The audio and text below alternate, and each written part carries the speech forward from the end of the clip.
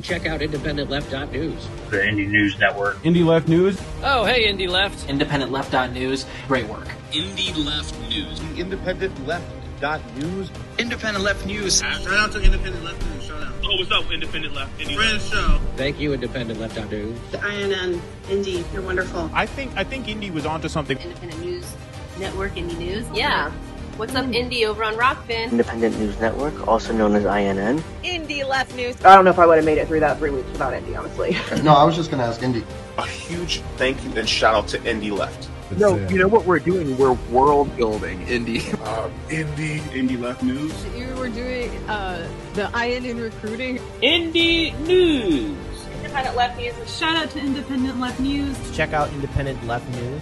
At Indie News. I see Indies in the chat. Hi, Indie. Okay, great. Who are these people? All right. We're doing this? Okay, we're really doing this. Okay, this is How Do We Miss That, episode 115, take 2. I'm Indy, obviously. This guy here. That's Reef over there. We've been trying to do this episode for a little while now. We tried a couple times on Sunday night there he is, the shy guy. To no success, thanks to my crappy internet company. So we're going to pre-record this. We're going to put the segments out, and we will do, we'll put this out as a live stream sometime soon. So we were talking about some articles, some paid articles that I had brought from Matt Taibbi's Racket News. He's kind of gotten back into the Twitter files a little bit with Michael Schellenberger, and then they created something called the Censorship files, where, and you'll learn about this in a minute, they've partnered with another organization to do a bunch of FOIA requests and reverse engineer the Twitter files from public records and what documents we can get from Freedom of Information Act requests, FOIA requests. So we got it. So this guy, Matt Taibbi, 2023 Indie Media Award honoree, as is Racket News. Top journalist, top outlet, top everything. And we're going to have a video here from Orf soon he's also a top video producer. But he starts off by saying this is again a paid article. So please go subscribe to Racket News if you can. I'm sharing this because I think a lot more people should be seeing this than just the paid subscribers. And I am a paid subscriber, so I feel like as someone who paid, I can share this. He wants to introduce... Whatever. That's right. Whatever. Introducing the censorship files. What you can expect to find in Racket's FOIA library opening today. Why we targeted publicly funded anti-disinformation programs, which are, of course, misnamed. Last June, in the Washington Post, University of Washington academic Kate Starbird, and again, remember that name, Kate Starbird, complained that outside queries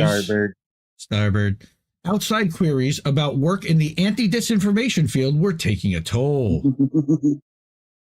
Sounds like Kirkland brand Star Fox Adventures. The Starbird Adventures.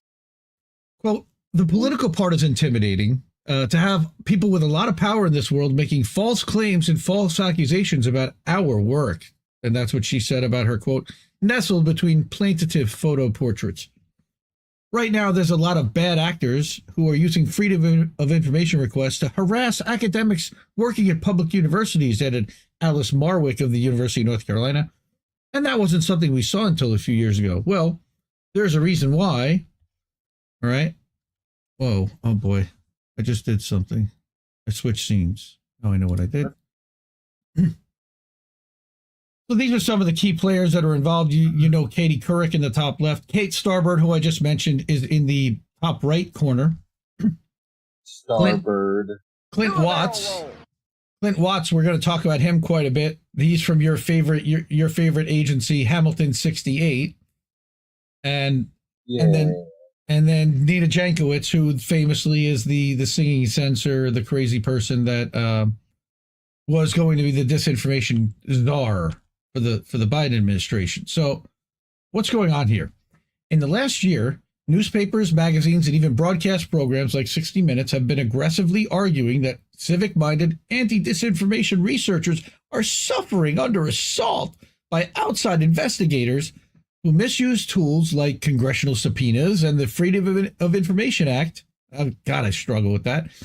To slow or halt their crucial work. The bad actors, quote unquote, are almost always described as right-wing activists, conservatives, Trump's allies, and so on, who attack beleaguered protectors of informational realm out of bias and bad faith. Bullshit. Do these hands make you look right-wing? Well, oh, dude, I wish I had the clip from Misha. We got to put that in, maybe. So, but bullshit. These are publicly funded researchers who spent years developing tools for suppressing or de-amplifying the speech of the very people paying their salaries. Taxpayers shouldn't have to use FOIA to find out what these programs do or how they're funded, but a look under the hood makes clear why they want things that way. First of all, Kate Starbird replied at length to queries about these documents. She had an overall comment, quote, "Our team has fielded dozens of public requests. We talked about that, producing thousands of emails. Not one confirms the central claims of your thesis, falsely alleging coordination with government and platforms to censor social media content, except everything that he's already published." But instead of acknowledging that fact, the abuse continues of the Washington State Public Records Law to smear and spread falsehoods based on willful misreadings of innocuous emails and ignorance about scientific research, and in several cases, a lack of reading comprehension. Okay, Karen, I can literally I can hear like the entitlement, and she's about to ask to see his manager. Since the Twitter files, Racket, in conjunction with Undead FOIA, has sent out hundreds of Freedom of Information requests to publicly funded anti-disinformation programs across the country. The full productions are printed here, and you may decide what is and what is not taken out of context. But here's just a short list of what you may find in the 2 batches of FOIA productions pertaining to Starbird's University of Washington. We've got an email suggesting that veterans and elders and residents of rural communities traffic in disinformation and are participating in that demonization of historically underrepresented communities. Okay. There is also a proposal for 4 to 5 EIP-like collaborations for monitoring content for upcoming elections, including election 2024. Now, what's EIP? That is the Election Integrity Partnership that all of these clowns were part of that ended up suppressing, among other things, the Hunter Biden laptop as it was released because they pre-gamed and pre-bunked it, quote unquote, for right. They pre-bunked it for the social media companies. That's been that word's been coming up quite a bit, and it will come up in these today too. Hey, phrasing. Yeah, but there's also a bitter letter of resignation from a major anti-disinformation commission by a celebrity born in the Soviet Union, saying the group's work reminds me of home, quote unquote. Now, a little bit of Russiagating in there. A little bit. Well, yes and no. It's not Russiagating because that's Garry Kasparov. He was a Soviet-born chess champion who had to petition the Soviet Union to travel worldwide. He literally lived under, the communist regime as we were sold it. And he definitely has... Jimmy lit him up, if I remember correctly.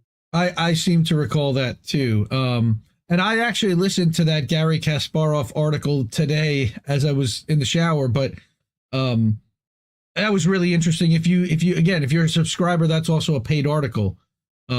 So there's also a letter from the organizer of the infamous Hamilton 68 scheme saying that the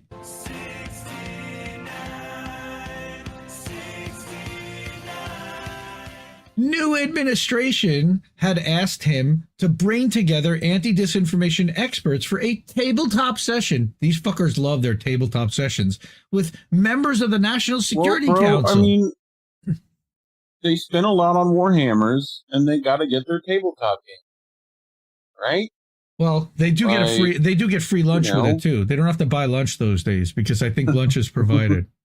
But okay. But who's at this tabletop session? Members of the National Security Council to develop strategies for countering disinformation with the guy from the NGO Hamilton 68 dashboard on behalf of the administration. But no, there's no meshing of government and private entity here.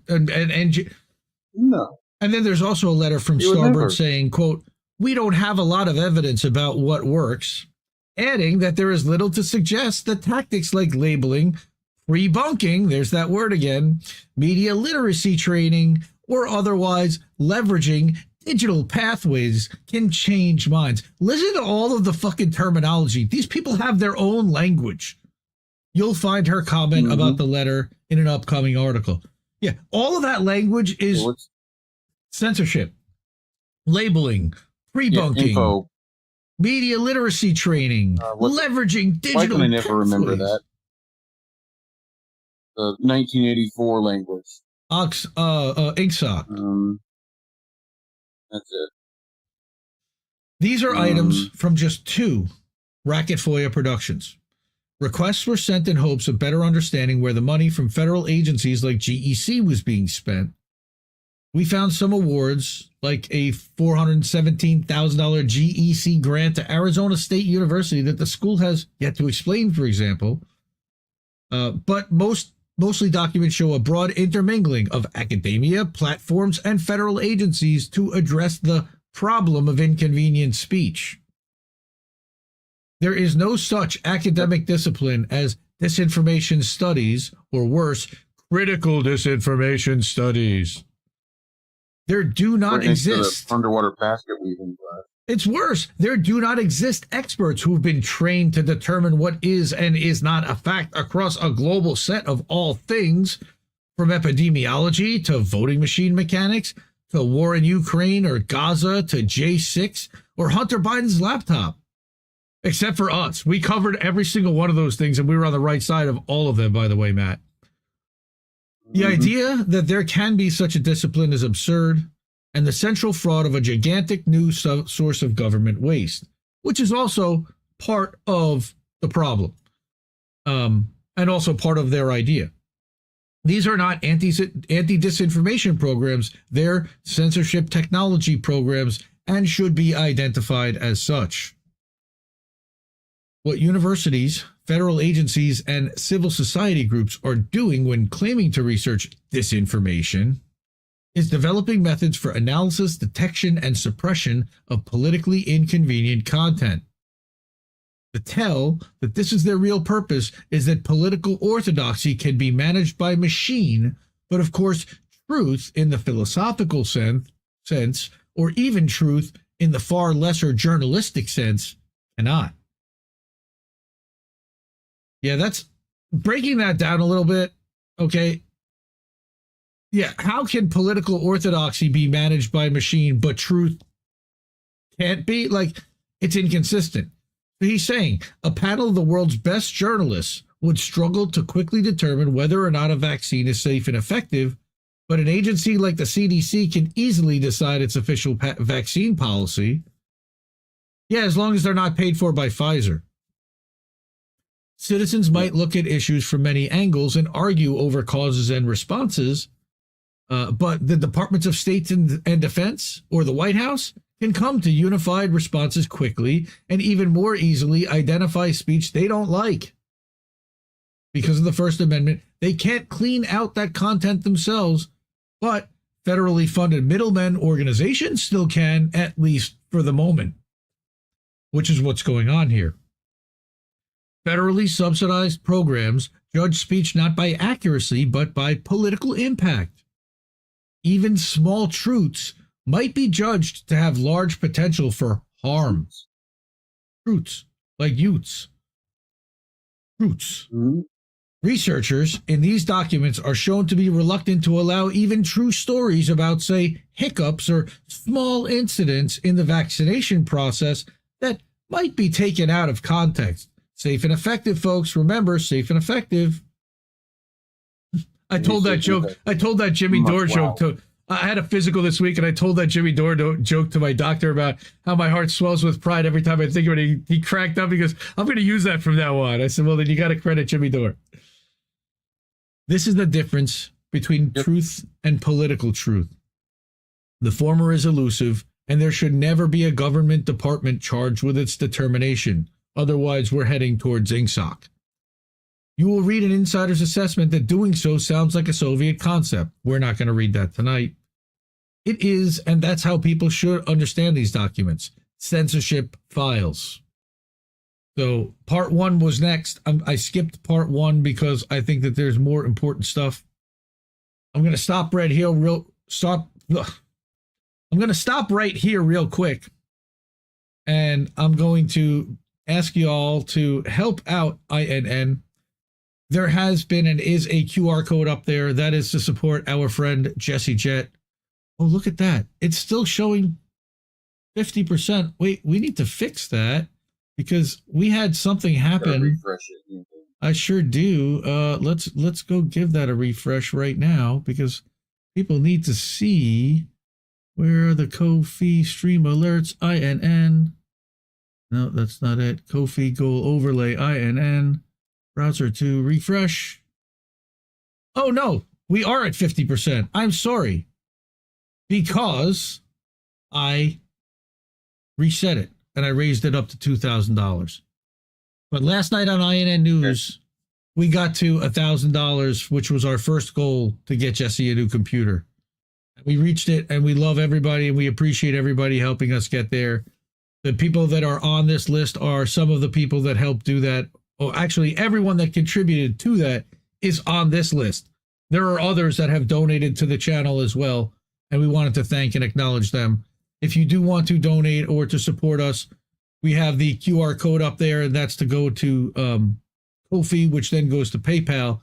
We also have a Patreon subscription monthly, Substack, where you can subscribe monthly, or you can donate one time on Rumble, or the best is Cash App. That is fee-free, that gets the money into Indy's hands right away and helps the network today. So if you can do Cash App, cash.app/$Indie News Network, that's always awesome. Otherwise, please support Jesse with the QR code. We really appreciate you doing that. All right. Next portion of the story and the next article from Taibbi that is also a paid article also includes a very short video from our friend Matt Orfala, who's also an Indie Media Award honoree, top video creator, Racket News, Indie Media Award honoree, written by Matt Taibbi and Undead Foya. The Censorship Files, again, going back to Kate Starbird's quote, we have very little evidence about what works. But before that, let's watch this little short 14-second video, and hopefully it's not muted. It's not. From Orf. You and your team, you guys created a website, Hamilton 68. Yes, my colleagues and I, we tracked Russian accounts. That's some bullshit. So there, literally right now, there are Russian bots, according to your website, that are putting this out into the world. Is that correct? That's bull. Right? So, that's Orf. And we go into the story that on April 11th, 2021, the University of Washington's Kate Starbird sent a letter to former FBI agent Clint Watts, that's the guy who was on that video right there, whom Racket readers will recognize as the face of the ill-fated Hamilton 68 dashboard.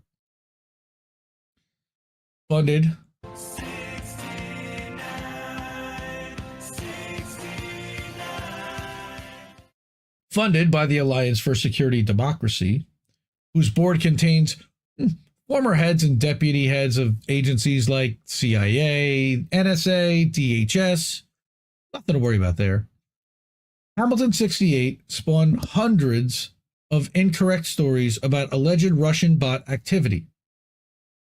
In the Twitter files, we found executives reverse engineered the dashboard, quote unquote. It's not even a dashboard. It's really just a list of Twitter accounts discovered it was full of people unconnected to Russia, and argued that it should be called out for the quote-unquote bullshit that it is, but they didn't. Watts, in early April 2021, had invited Starboard to join a societal resilience roundtable after being asked by the new administration to gather a special group of experts for an off-the-record roundtable. Like I said, these guys love their roundtables and their tabletop discussions. Here's the email. All right. And there's the reference to societal resilience to disinformation. It's only a few days away. I believe your work and knowledge is particularly relevant and insightful to this discussion. Garbage. Later, Watts then added that the roundtable would also include several members of the National Security Council. We mentioned that earlier in our intro. It says, they're working on strategies for countering disinformation and strengthening resiliency on the session next Monday. Still waiting on a few to answer the invitation, and we'll add them. God only knows how many there were in total. Right? Here we go. He then asks participants to compile any references for talking points so their National Security Council guests can read them ahead of the meeting. Give me the cliff notes in advance. Right? Starboard responds with a list of replies, amusingly suggesting that the idea of a disinformation czar would be seen as partisan and ineffective. Note the date on the email. The Disinformation Governance Board, featuring singing censor Nina Jankowicz, would be launched a year later on April 27, 2022. And despite the efforts, I can't believe they did it, despite efforts to frame the idea as a sensible one, okay, that it's going to tackle Russia and migrant smugglers, announced the AP. It was shut down shortly after amid catcalls and accusations that the Biden administration was trying to establish a ministry of truth. Just like Harry Potter, they had a ministry of truth. Scum! Yeah. They had a ministry of truth, I believe, in Harry Potter stories. Yep. Right? This part's duplicated. Starboard, who had no comment about the Disinformation Governance Board lie, went on, responding to the proposed question, what do we still not know? Well, she answered, we have very little evidence about what works to help people be more resistant to disinformation. She at least admits that platform labels seem to work in very narrow cases only, right, and could be harmful elsewhere. Yeah, like for RT contributors, but it was intentionally harmful elsewhere. So it's funny how she says that it seems to work in some cases. So I would guess that that's censoring the speech that they find inconvenient. Yeah, that narrow case was like Fiorella. That's what that was. Like, it was sometimes it could get people, you know, but right, but harmful elsewhere, like Garland Nixon, who also had a label put on his account for a while, though he only worked for an American company. Sputnik Radio is an American company. Well, or something like the BBC or any of those other publications that are government funded. Right. You know, like that would be an issue. Right. So it could be harmful elsewhere. Yeah. So Matt wants to note that these thoughts about the lack of evidence were being conveyed after the Election Integrity Partnership, which I mentioned earlier, to which Starboard Center at the UW had been a partner. Twitter files showed the company often applied labels in response to EIP flags. So Starboard added that the benefits of pre-bunking were also unclear, and the same went for media literacy training. That didn't mean that they were against it. They were just saying it was unclear. Yeah. All right. Yep. So here's to Clint from Kate, April 11th, ahead of the meeting. What should we do? Collaborative work to rapidly identify, track, and even reveal the trajectories of disinformation. Work with journalists to help them report on mis- and disinformation to reach broader audiences. You mean plant your own disinformation with popular journalists so that they can muddy the waters about the actual information that was inconvenient to what you didn't want put out there. Ideally branching out beyond big outlets to local journalists. So they want to infect everybody. We want to work with community partners and targeted communities to help build resilience too. But what should we try not to do? Right? What are there interventions that have been tried but have shown not to be as effective? What lessons can we learn? Anything that makes the work of disinformation appear to be partisan, like a disinformation czar in the Biden administration, would be bad, is what she's saying there. 2021. They did it a year later, even though she's suggesting it as something that you shouldn't do. Just the mere suggestion, right? Again, this is further in her email saying that we have very little evidence about what works to help everyday people be better at identifying and being resistant to disinformation. And here are some of those things. And then the last thing he's going to talk about is this de-radicalization. Digital pathways that lead down the rabbit hole aren't so easily leveraged to bring people back again.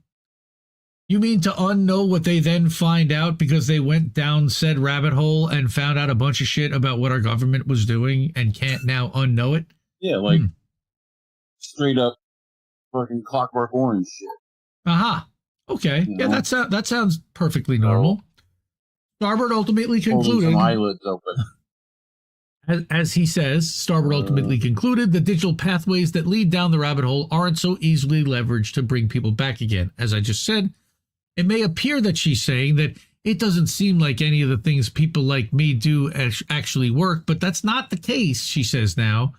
In that passage, she says, I'm articulating the current state of the field, concerns about some of the strategies being employed to address the problem, and open questions that remain. And then she adds, oh my God, listen to this caroning.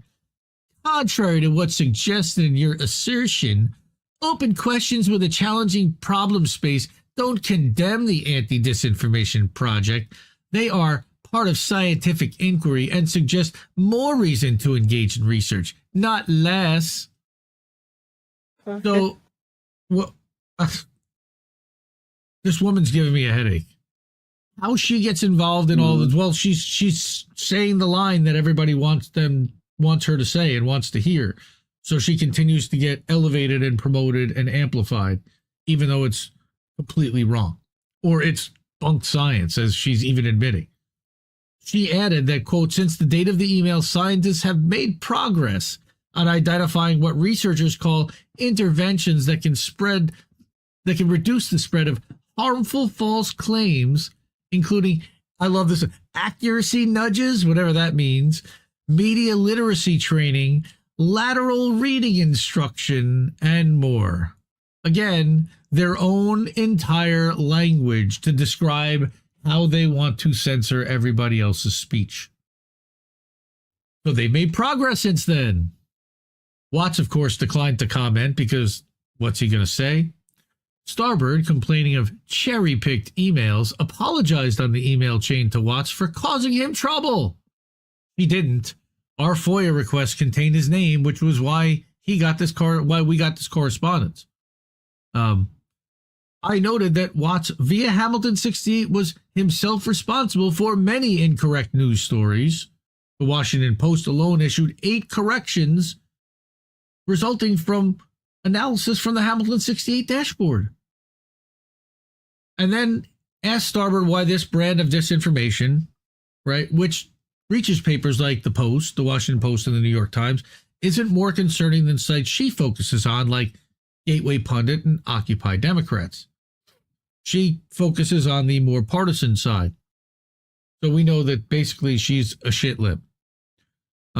Occupy Democrats, even like liberals, think that Occupy Democrats is extremist leftists because they're incredibly in the tank for Democrats. It's gross how much they are. But those aren't leftists. Those are corporatists.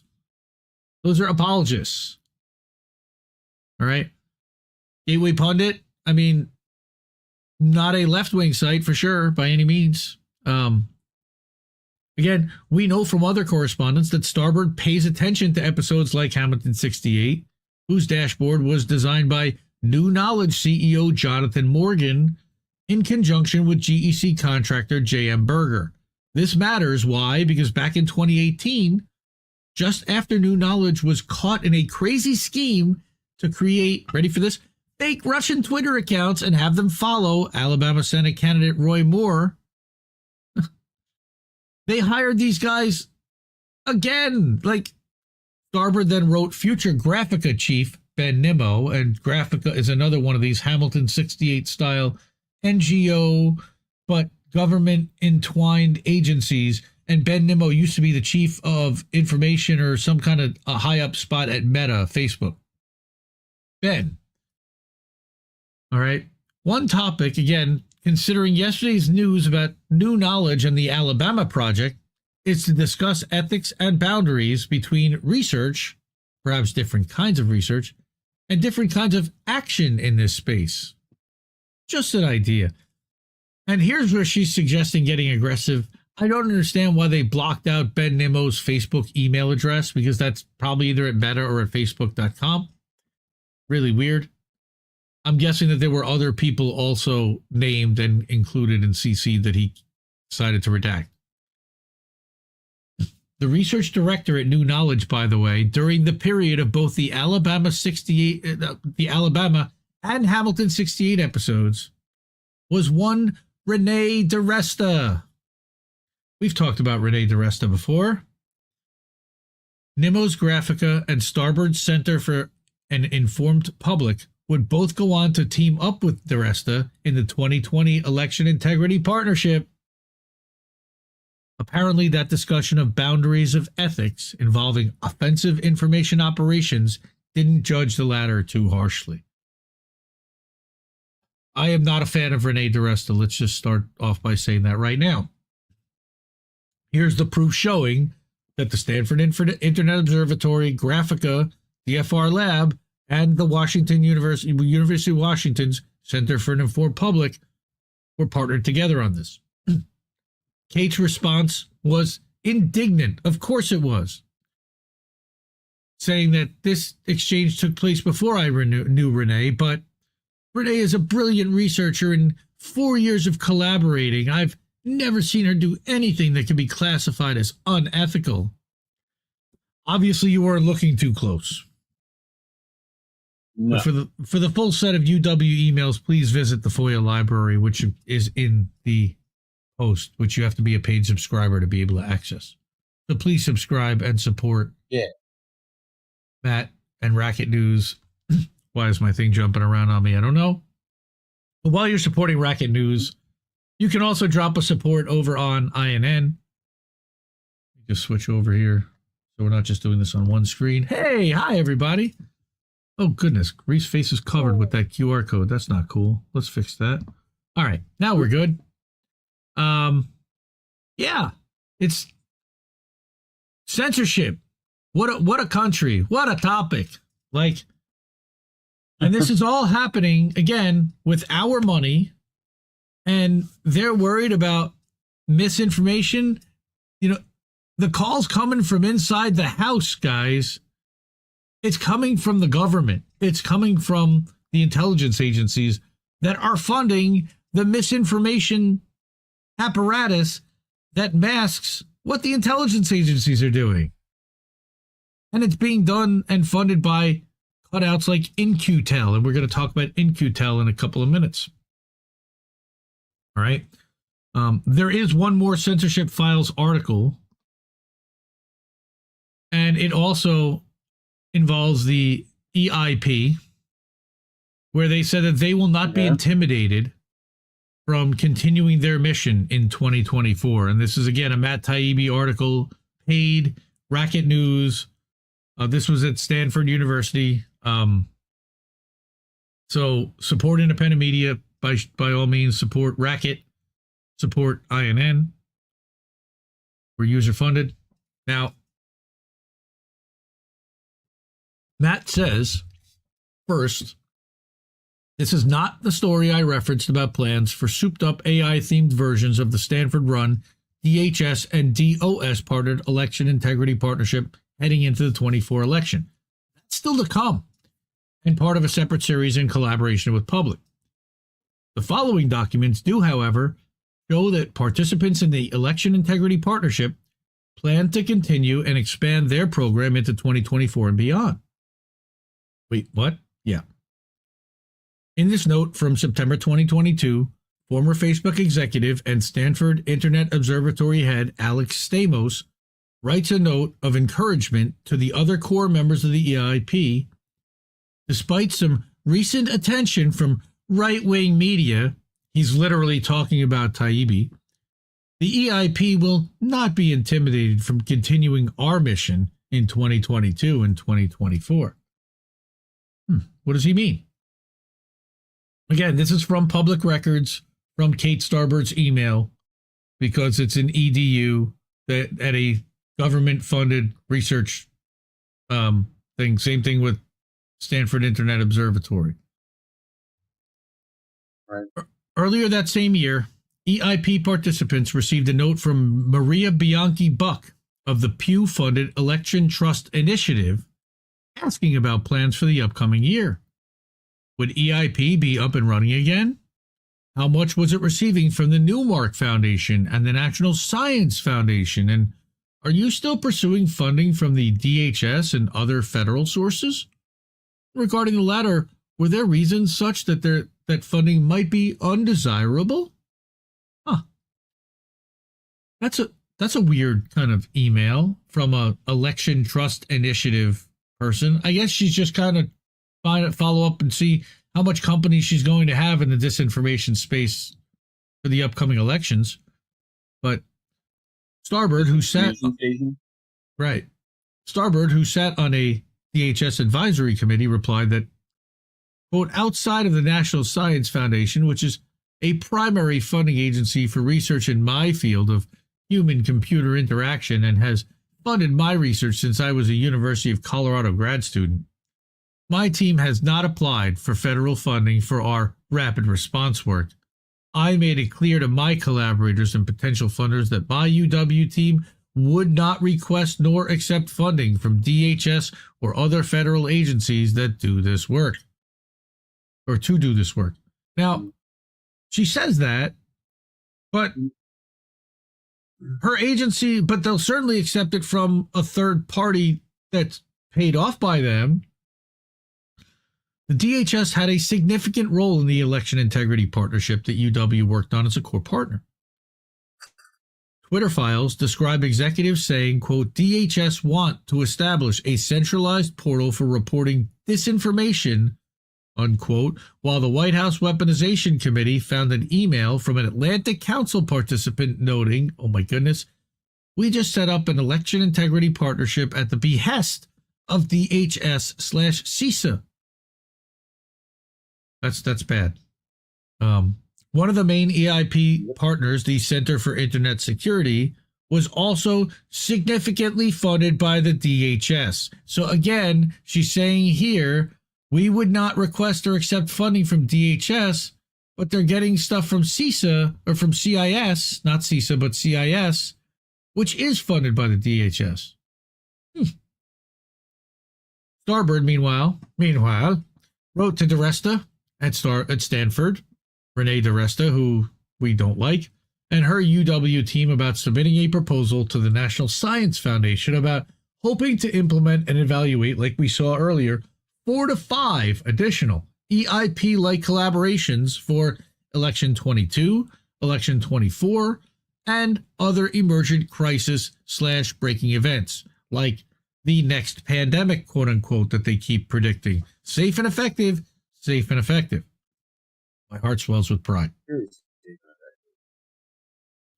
The email even comes with a helpful timeline showing plans for a full-blown EIP-style response to both Election 2024 and a not-yet-defined emergent crisis event that would apparently occur in year 3 of their plan.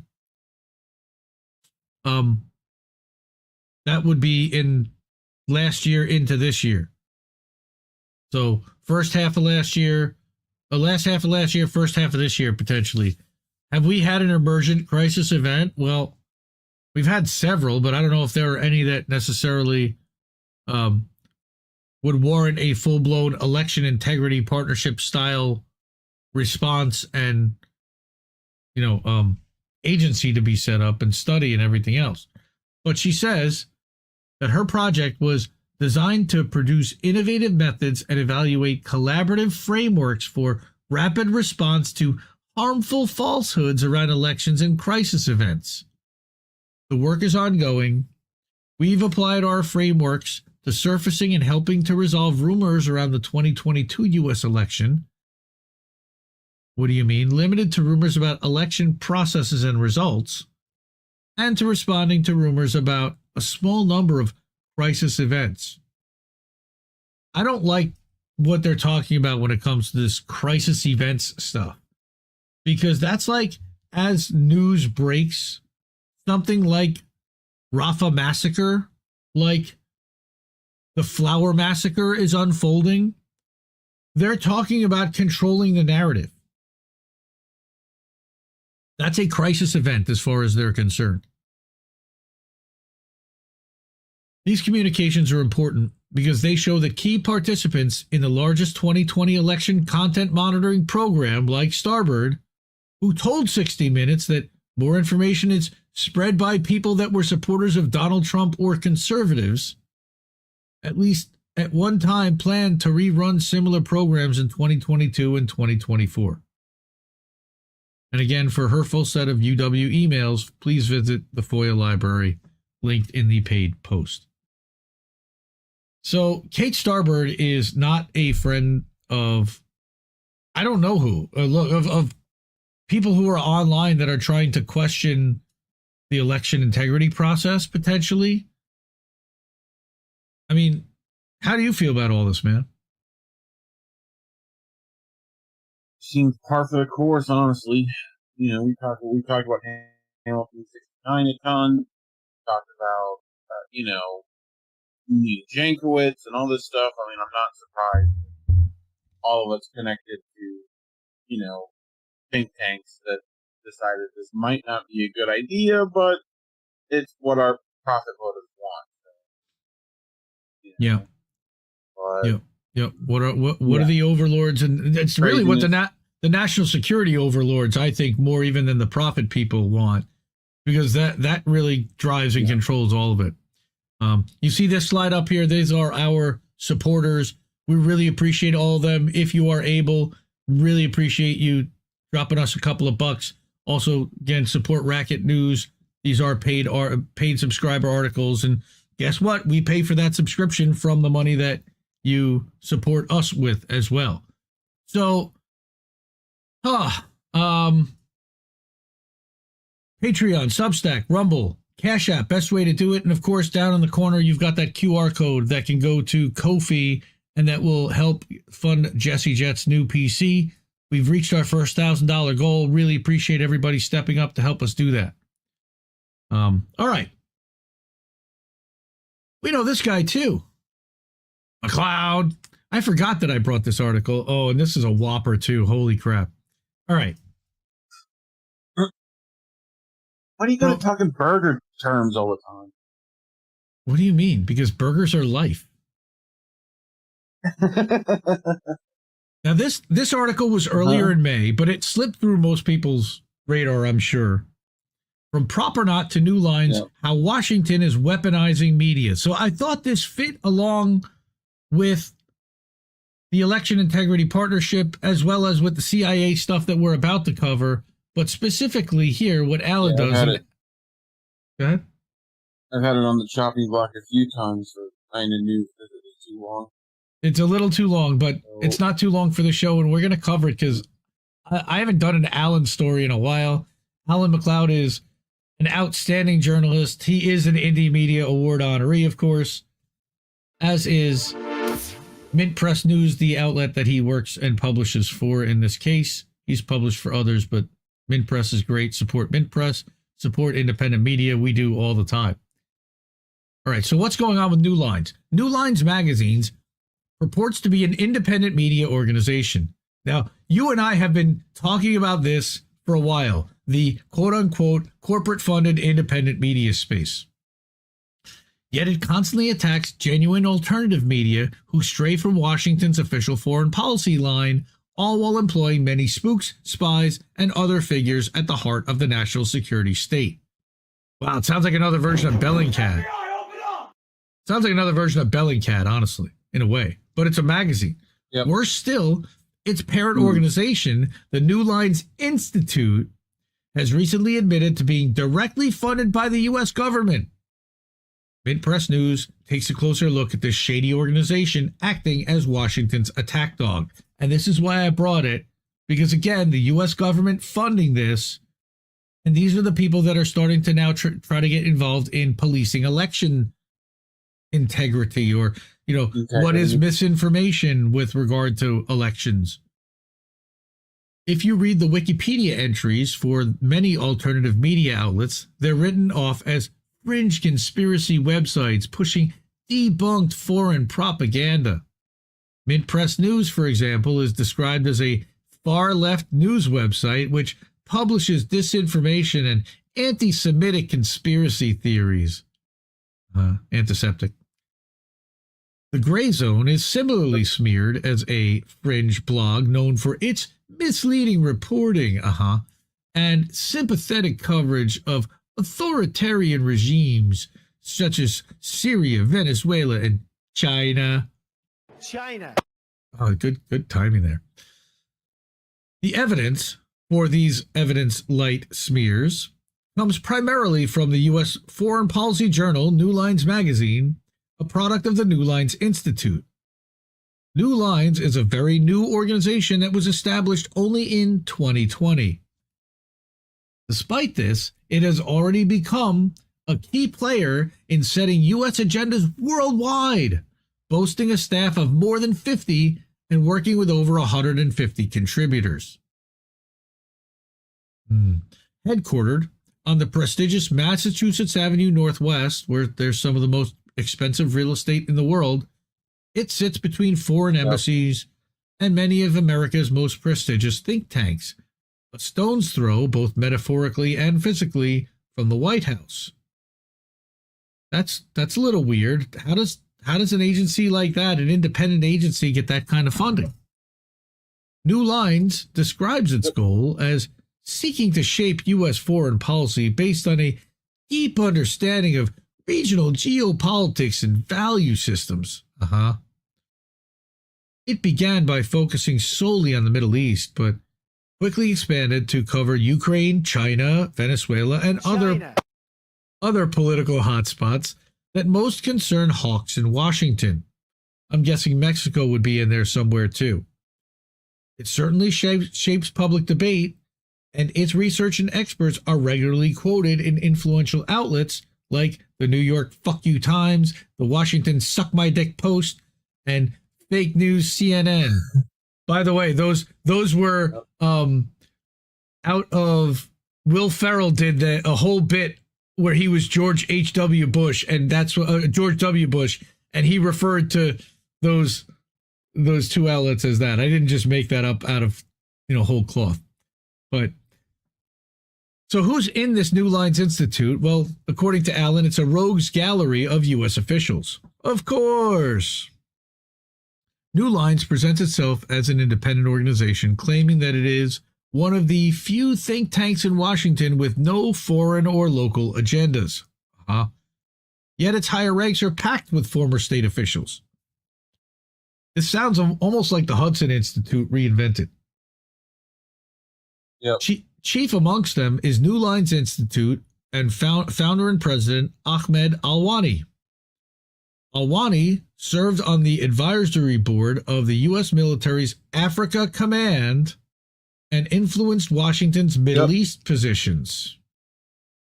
I knew I recognized that name. Yep. His New Lines biography boasts that he met the commanding generals of Fort Jackson, Fort Hood, Fort Bragg, Naval Station Norfolk, and Joint Base Andrews, as well as then Secretary of Defense Donald Rumsfeld and his staff numerous times during the Iraq War to consult on U.S. policy, something that many might not consider a badge of honor. Alwani also founded Fairfax University, a controversial private educational institution that Virginia state regulators considered shutting down in 2019. Auditors found that teachers weren't qualified to teach their assigned courses, academic quality was patently deficient, plagiarism was rampant, and students' English levels were abysmally poor, making Fairfax look like more a degree mill than a legitimate university. Trump University reincarnated anyone? New Line Senior Director Faisal Itani has a similar notable past. Before joining the organization, Itani was simultaneously a senior fellow at the Atlantic Council, which is a NATO think tank that serves the brains of the military alliance, but also an adjunct professor of security. Oh, I missed something somewhere. Somewhere.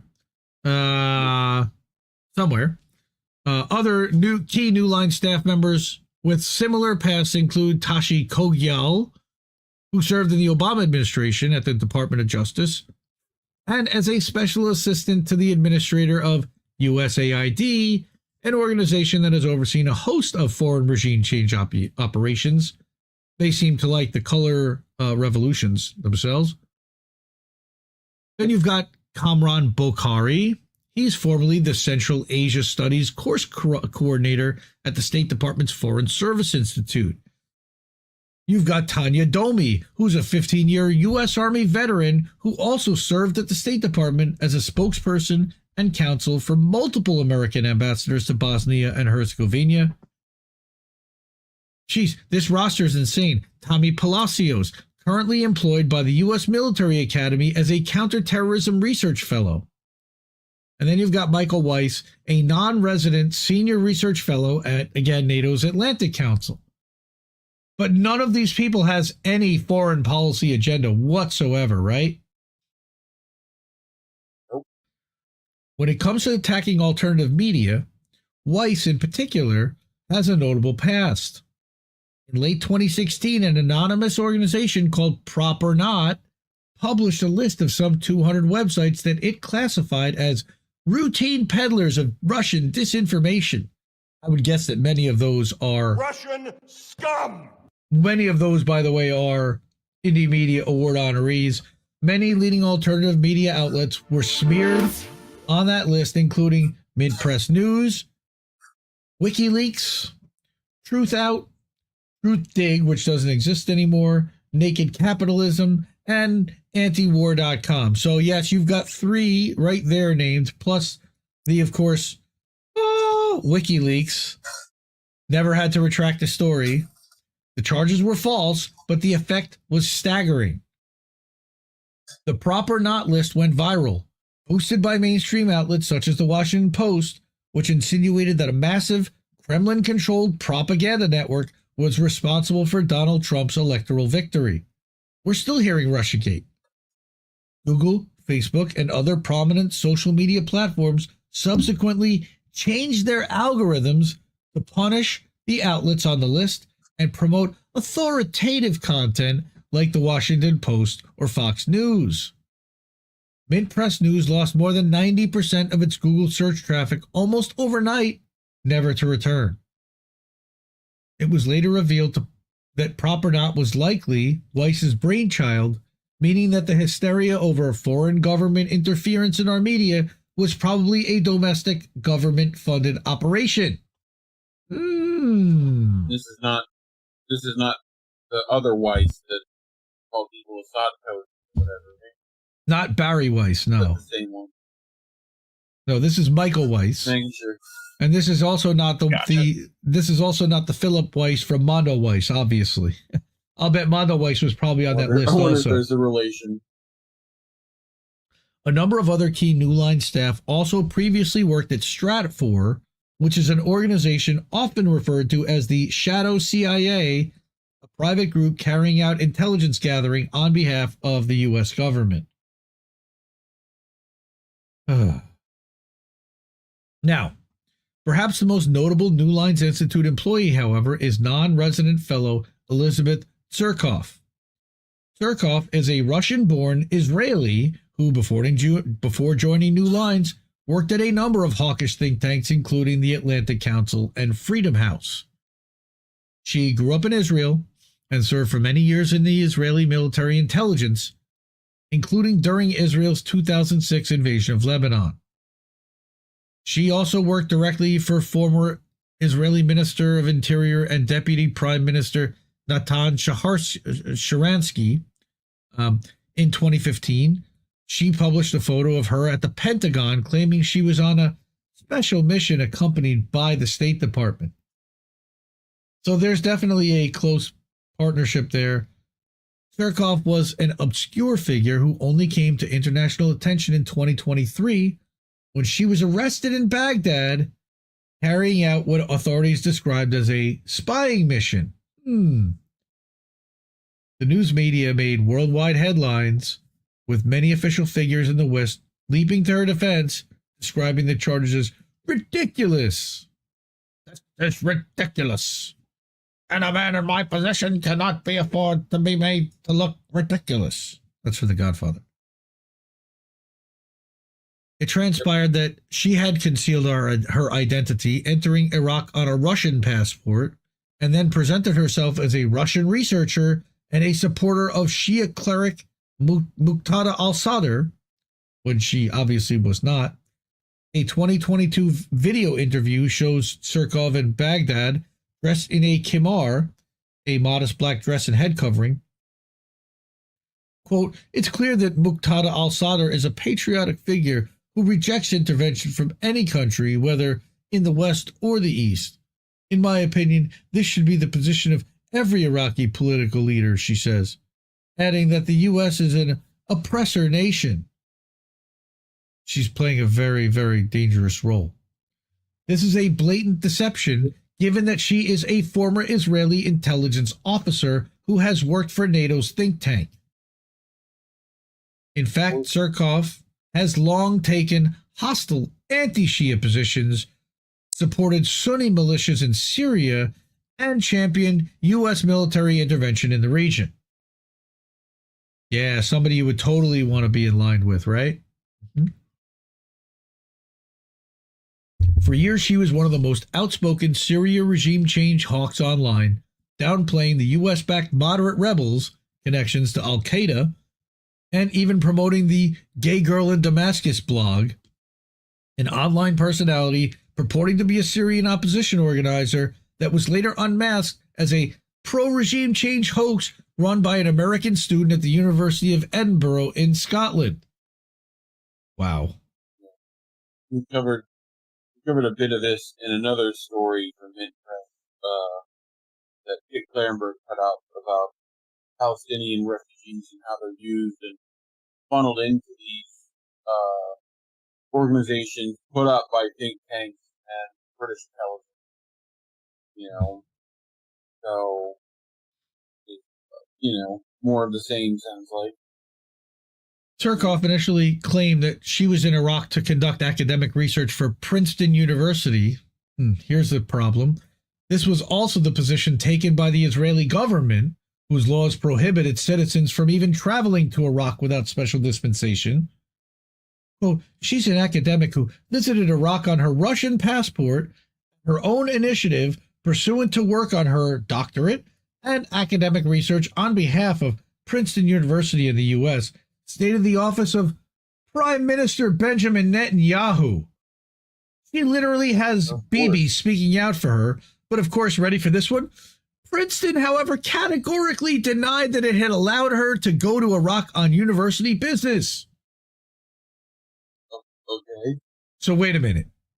Let's back this up a minute. She's caught in Iraq using a Russian passport. She's been saying here, and she's aligning with Shia, with Sunni and anti-Shia stuff. When she goes over there and parrots a completely opposite line, says that she's on a research project for Princeton, but Princeton says she's not there for her. She's a former Mossad intelligence agents officer or military intelligence officer who has Bibi literally speaking out on her behalf, yeah, that's totally not fucking shady.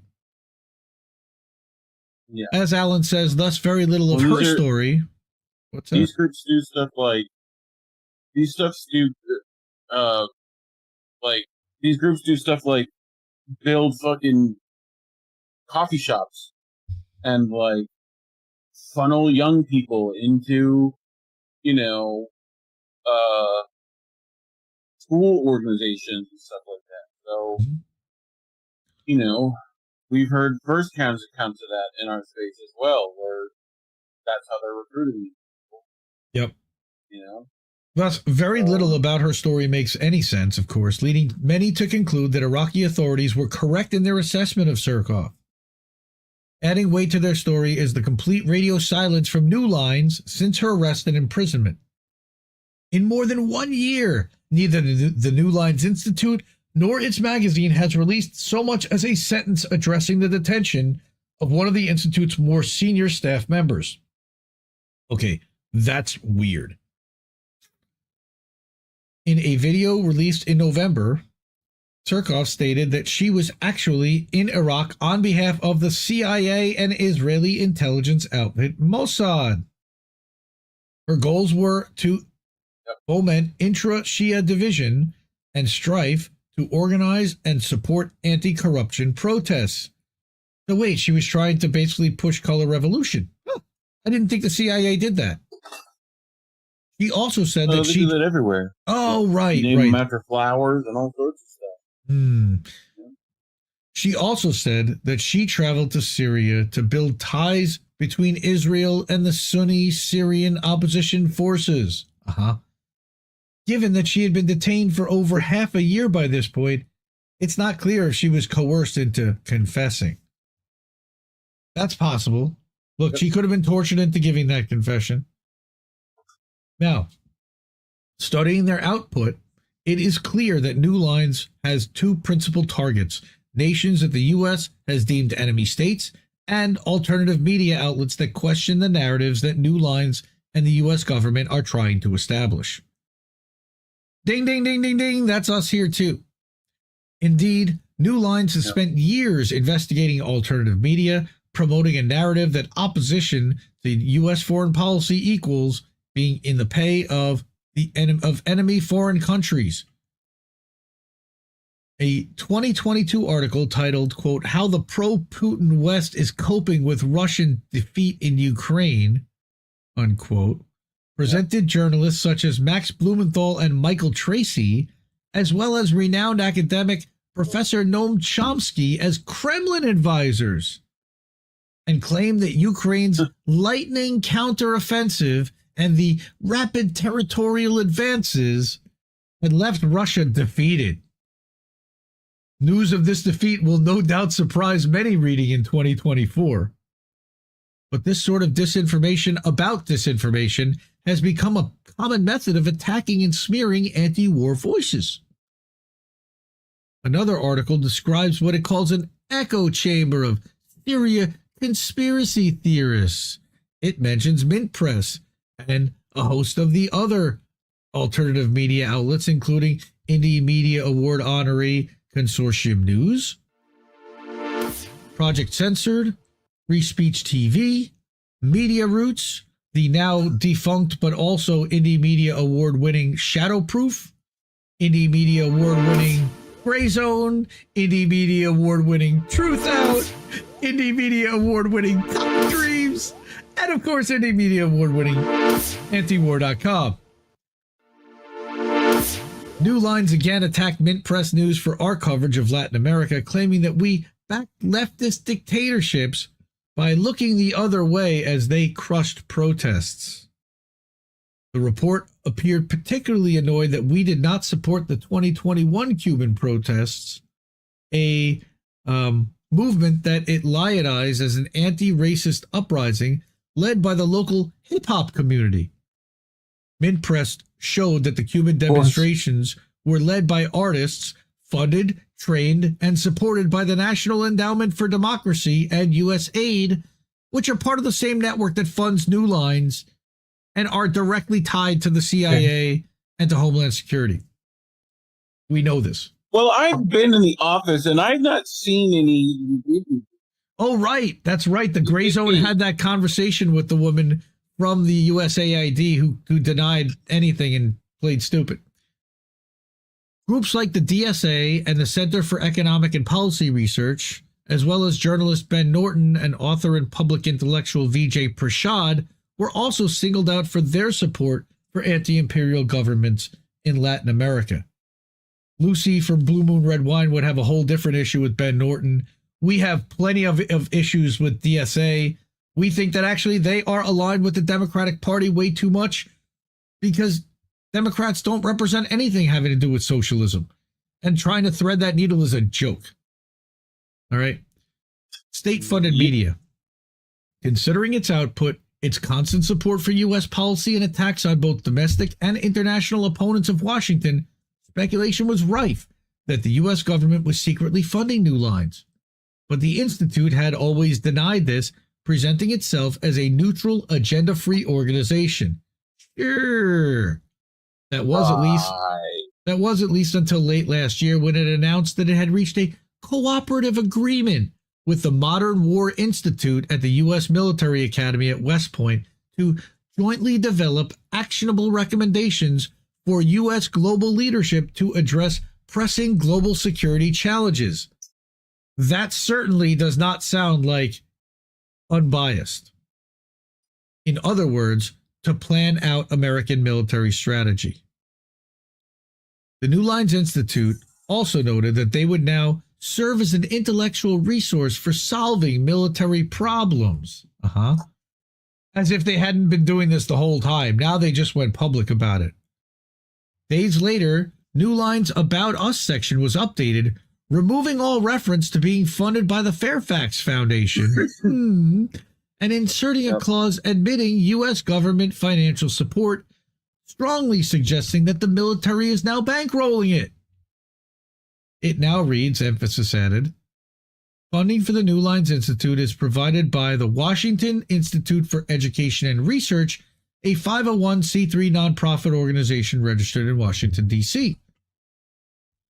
The other paragraph, well, here's the other one. New Lines Institute accepts research grants and charitable donations from U.S. individuals, registered U.S. legal entities, and the U.S. government in support of its research priorities, and only insofar as such support is in compliance with U.S. laws and regulations, aligns with the Institute's vision, mission, purpose, and principles, and falls within its core areas of expertise, namely intelligence, global threats, military, and murdering brown people worldwide.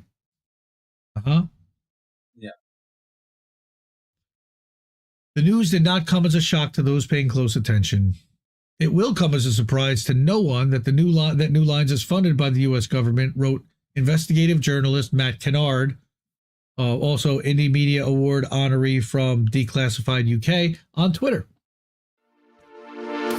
There is a certain tenor to the articles of these cutouts that is instantly recognizable, slightly critical to be convincing, but only up to a point which leaves state narratives robust. Others were even more scathing. Here's Aaron Mate. Oh, Aaron Mate. Congrats to New Lines on their collaboration with the Modern War Institute at West Point Military Academy, he quipped. A good reminder that people who smear Gray Zone and other independent journalists as state-funded are often projecting. You done messed up, Aaron! That's the buzzsaw right there. With their quiet admission of U.S. government funding, New Lines joins an ever-growing list of organizations like Graphica, we mentioned Ben Nimmo's organization earlier, and Bellingcat, fuck those guys, Bellingcrap, that present themselves as independent but are funded by the U.S. government, or British government, or both. Former U.S. state and intelligence officials staff them and dutifully report U.S. government narratives and talking points, and then claim that they're independent. Through their reports and studies, groups like New Lines launder Washington's narratives into the public domain, smuggled in under the guise of objectivity.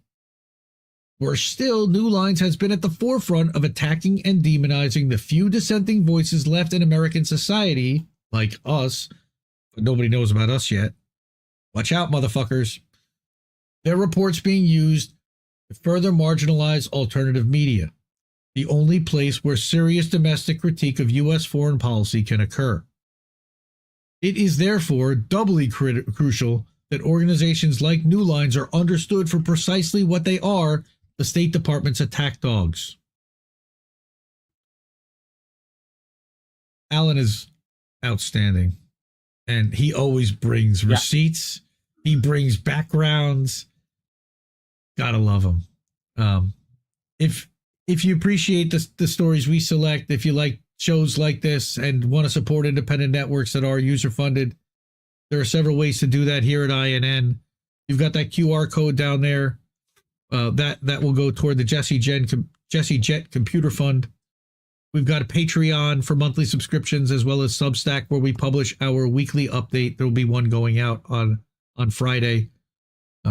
Rumble, where we have our video streaming when we're not censored by YouTube. Alternately, we also stream to Rumble, and they don't censor like YouTube does. And then, of course, if you want to get us cash right away, the easiest and best way to do that is via Cash App, $ Indie News Network, INDIE News Network. Really appreciate every. Well, that would be nice. Some money would be nice.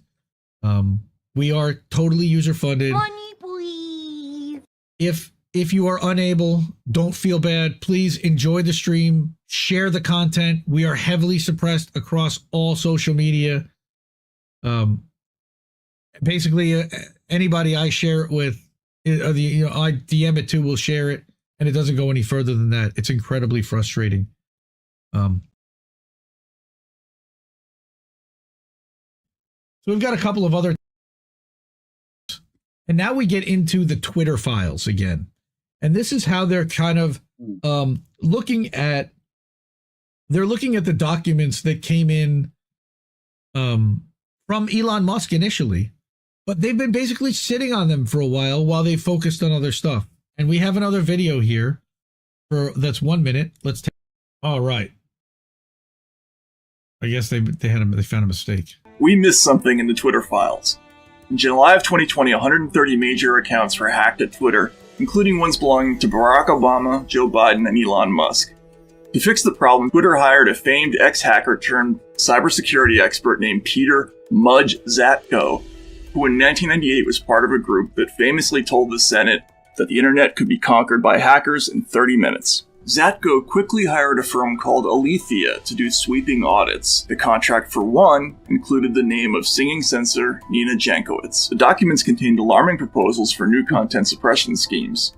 This week I'll be working with Michael Schellenberger and Alexander Gutentag at Public to publish new Twitter files reports, including never-released correspondence suggesting Zatko was fired for agreeing to, quote, provide information on Twitter to intelligence agencies. This is a deep rabbit hole with implications for the coming election. More on Public and Racket. But his question is was Twitter set up by the intelligence agencies? A handful of documents casts the conquest of private platforms by security officials in a new light. Not only that, but the other question that we are going to ask through all this is, were the other social media companies similarly, did they have similar people sent into their organization to then hand over their private data to this Alethea company? So he says, from the first Twitter files reports, I worried about that the sheer quantity of material would cause us to miss something significant. We did. Racket Today is again teaming with Michael Schellenberger and Alexandra Gutentag at Public, this time on new Twitter files reports. On Public now, a feature called Twitter Files CIA has just gone live. Now, I am not a paid subscriber to Public. I'm not a fan of Michael Schellenberger personally, though he's done some good work. And I don't want to support his outlet. I think that he also is perfectly fine with some type of corporate funding as long as it doesn't demand that he censor. And I'm not fine with that. On Public now, a feature called Twitter Files CIA has just gone live. It is long, comprehensive, and full of explosive details missed during the initial Twitter files reporting. Michael and Alex did yeoman's work and were kind enough to let me contribute, but they found this mess in documents we had all along, but whose significance was realized only recently. Juicy. The broad story concerns efforts by intelligence agencies to infiltrate Twitter and other platforms. Other documents are relevant to efforts to deploy disturbing new offensive content manipulation schemes. Nina Jankowicz makes a cameo. While the first main features on public, Racket will be cranking out shorter reports beginning today, with each around an image or a handful of images capturing one angle of the story. And that's what this is. When Michael and I arrived at Twitter in late 2022, we remember we actually covered from the first Twitter files when Matt explains that he was flown to Twitter's offices and sat in that office, and they laid out the conditions of what would happen with Michael, Barry Weiss, and Matt, and how that would all go down, how they would be able to get the information and how it would be published and everything else, and it had to be put out on Twitter first. He said some of the first documents we saw involved a story already known to the public regarding the hiring of cybersecurity expert Peter Mudge Zatko, which we just saw in the video. As he says, after an ugly public security breach in which hackers compromised the accounts of Barack Obama, Joe Biden, Elon Musk, and other celebrities, then CEO Jack Dorsey brought in Zatko, a veteran of Google, Stripe, and the Pentagon agency DARPA. What? Yep. Zatko was a former member of a hacker collective called L0PHT or LOFT that in 1998 told senators that hackers could take down the internet in 30 minutes, an episode enshrined in pop culture history via a Trivial Pursuit question. I don't know why he found it relevant to have to say that, but it's only because his name is interesting to say and most people won't know that off the top of their heads. It's got to be in the Genus edition, by the way. So here, where's this picture? It's funny. You know, this looks like the scientist, Brent Spiner's character in Independence Day with the long scraggly hair, right? Soon after arriving at Twitter, Zatko obtained... This guy definitely has rolled for initiative multiple times. Right? Definitely has done that. You don't think that they've had him crunching numbers for the NSA or the CIA for 30 years somewhere in some closet somewhere? Soon after arriving at Twitter, Zatko obtained seemingly unrestricted access to Twitter's internal documentation, as well as extensive information about the firm's procedures. Conspicuously, this included arrangements with federal enforcement agencies, which were strained at the time.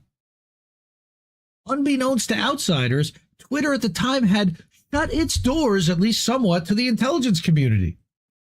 At the tail end of 2019, Elvis Chan, a Twitter Files all-star, who became the chief FBI conduit to the firm, had emailed the Twitter executive saying, quote, "My colleagues at the fort had a query for you." The email referred to Fort Meade, which is the home of the NSA, and read, quote, "A few years ago, Twitter said they would no longer provide their data feed to members of the IC. My colleagues wanted to know if that policy had changed or you would be willing to change it." So wait a minute. In 2019, Twitter had turned off the API to all the intelligence agencies. Somehow it got turned back on. Right? Oh, of course. So what he says here is that the commercial version of the tool included the Twitter data feed. However, the feed was disabled because the vendor said they didn't want to violate their terms of service with Twitter. They're basically saying a government contractor that also has a commercial division is not doing business with Twitter's API because they don't want to violate their government contract. My colleagues are wondering if Twitter would be open to revising its terms of service to allow this vendor to continue having access to the Twitter feed. Revise your TOS for one vendor. My colleagues are happy to meet in person to discuss this issue with you if you'd like. But it's in the vague of business. It's like, hey, you're missing out on profit. Like, that's what they do. You know, we have this vendor who would work with you, but they've also get some government funding. We know that that's an issue. You could, you know. Yep. So, Twitter senior executives. Look that up for us. Yep. Twitter senior executives who'd had repeated strained communications with the Senate Intelligence Committee, the State Department, the FBI, and other agencies weren't sure if they wanted to expand information sharing agreements with the Fort. Trust and Safety Chief Yoel Roth, we know who he is very well. He's still in hiding, I believe, was reluctant. My sense is that a call directly with the IC on this isn't a great idea. Yeah, I think so, because Trust and Safety Chief should certainly be looking out for the data that the intel community is trying to penetrate. Director of Policy and future DOT Undersecretary under Pete Buttigieg, Carlos Manji, was concerned, however, quote, "We've seen a sustained, if uncoordinated effort by the IC to push us to share more information and change our API policies," he said back a few days on January 2nd, 2020. That's a year before January 6th. The hack took place 6 months later on July 15th, 2020. As one former Justice Department official told me, quote, "I doubt they'd send someone high profile in as a mole, but when Obama's account gets hacked, the government's at least going to have someone drive by the building." Zatko reportedly started work on November 19th, 2020. That's 5 months after the Twitter hack, where Obama's account was compromised. A month later, on December 29th, 2020, Yoel Roth explains to Zatko that for the last 2 years, we've also had a regular cadence of meetings with the FBI and Foreign Interference Task Force, that's the FITF, and fed FBI complaints to the firm's JIRA ticket system directly. There was no mention of either the My Friends at the Fort episode or the separate teleporter channel that Twitter opened with the FBI before the November election, although Roth did say that he hadn't made a comprehensive list of all of the inbound from the Bureau because there were so many different communications happening across so many different people, they couldn't even keep track of it all. This was in response to a letter from Zatko identifying Roth, former FBI General Counsel and Twitter Deputy GC Jim Baker, you remember him, Associate GC for Global Policy Stasia Cardile, and Associate GC for Global Law Enforcement Angelo Scherer as Twitter's points of contact for government information sharing. All of these people had former government clearance, and I believe they all used to work for the FBI. But Baker definitely did. In the letter, Zatko asked if there was any Google Drive folder, some emails, TLP style or whatever, or accounts to please provide me with access where appropriate where I can review. The new arrival wanted examples of what Twitter's communications with agencies like the FBI looked like. Unreal. Shown this email, one former military intelligence laughed and said that bringing in anyone with a hacking background and immediately giving him a global passkey showed the incompetence and lack of sophistication of Twitter. Yoel Roth got clowned. I said at one point, I said I almost felt bad for him because there was nothing he could do and he was way overmanned, overmatched, and they were going to take him down no matter what. But he was really bad for the job too. DARPA is able to compartmentalize these guys. That's why these programs all have compartmentalization, the analyst said. They put them in a dark room with a fucking candle and a pad and a fucking pencil and say, fucking fix it. What they don't do is give them access to everything else. What did they think was going to happen? What did happen? Zatko quickly commissioned a series of audits by an outside firm called Alethea with extensive political and intelligence connections. Its initial capital investment included $10 million led by Ted Schlein, who's a board member of the CIA's venture capital arm, In-Q-Tel. Alethea ended up doing 2 rounds of audits. The first was a review of Twitter's cybersecurity profile.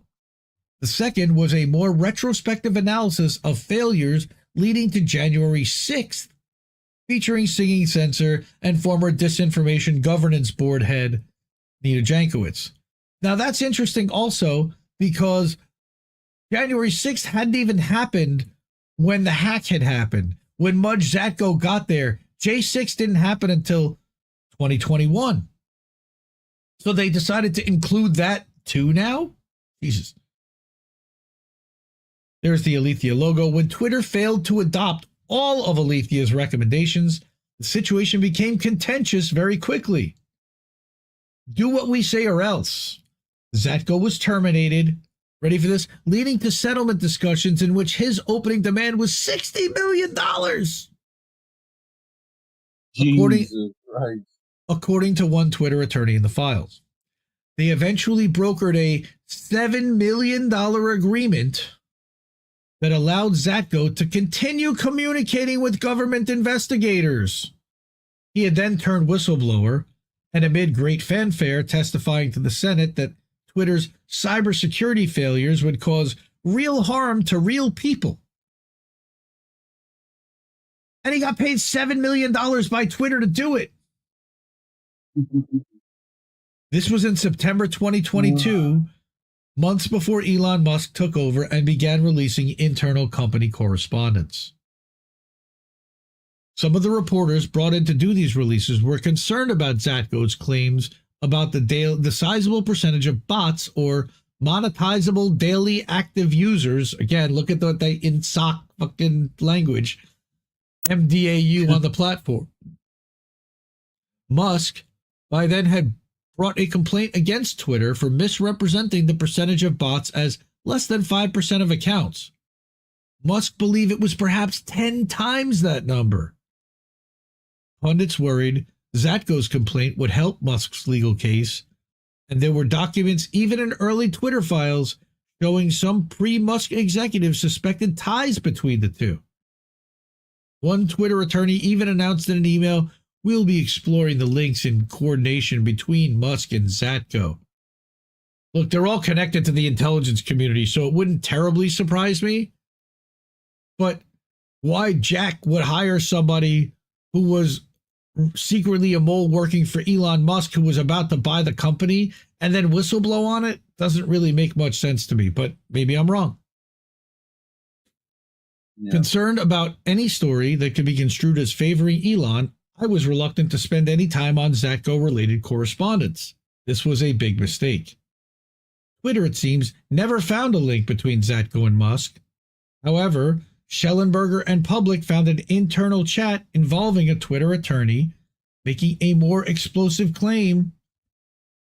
Quote, "Without the knowledge or support of management or the board, Twitter learned that Zatko had engaged with members of the U.S. intelligence agencies and sought to enter a formal agreement that would allow him to work with them and provide information to them.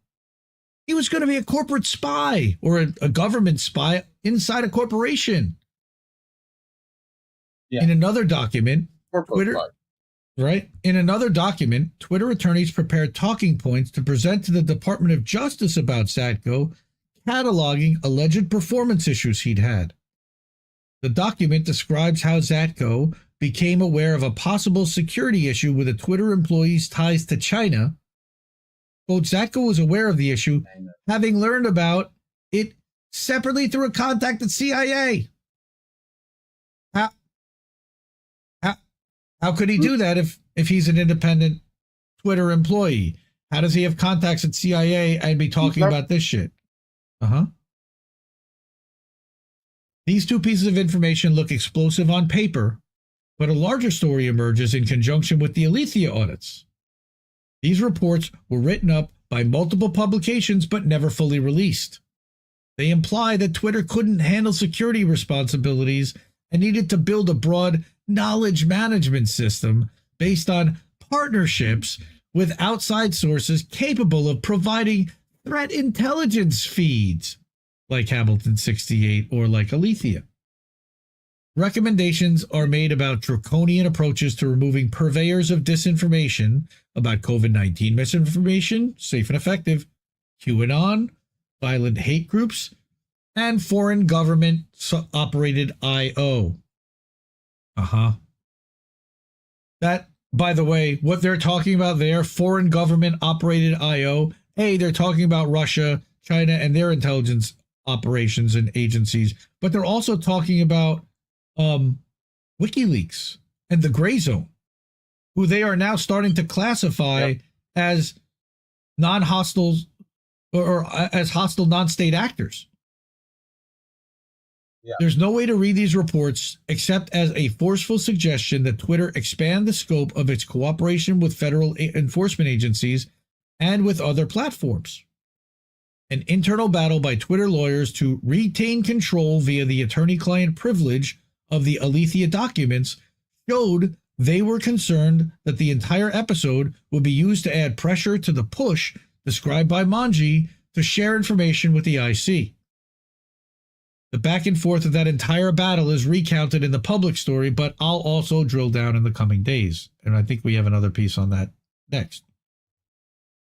The emails dug up for this tale are in themselves not conclusive proof of anything, but show how deeply felt within Twitter was the pressure to expand sharing agreements with not just the FBI, but agencies like NSA.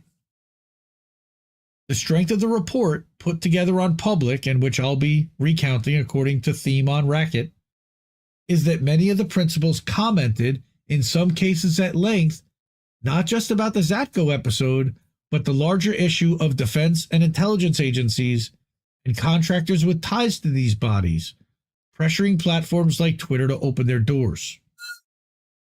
Nina Jankowicz, with whom we had a spirited back and forth, Alethea CEO Lisa Kaplan, who I believe is one of the girl bosses that Ian had found, and In-Q-Tel board member and Alethea investor Ted Schlein all gave fascinating answers to questions about this episode. While Michael and Alexandra fleshed out how this whistleblower episode was used to further enmesh Twitter with intelligence agencies, I went back through the documents and attachments and cataloged the more bizarre material. Some of the Alethea audits piggyback on themes from the CTIL files story we did with Public last year, which we also covered here on How Do We Miss That, describing a volunteer censorship group promoting offensive tactics like creating sock puppet accounts and infiltrating private Facebook groups and Twitter DM threads. Topics you will read about. A detailed proposal in Alethea's audits for pre-platforming, or a form of digital pre-crime in which disfavored users would be cast into artificial environments or voids where online experiences would be synthesized. Real posts might be replaced by fake content like dog pictures, quinoa recipes, or sports scores.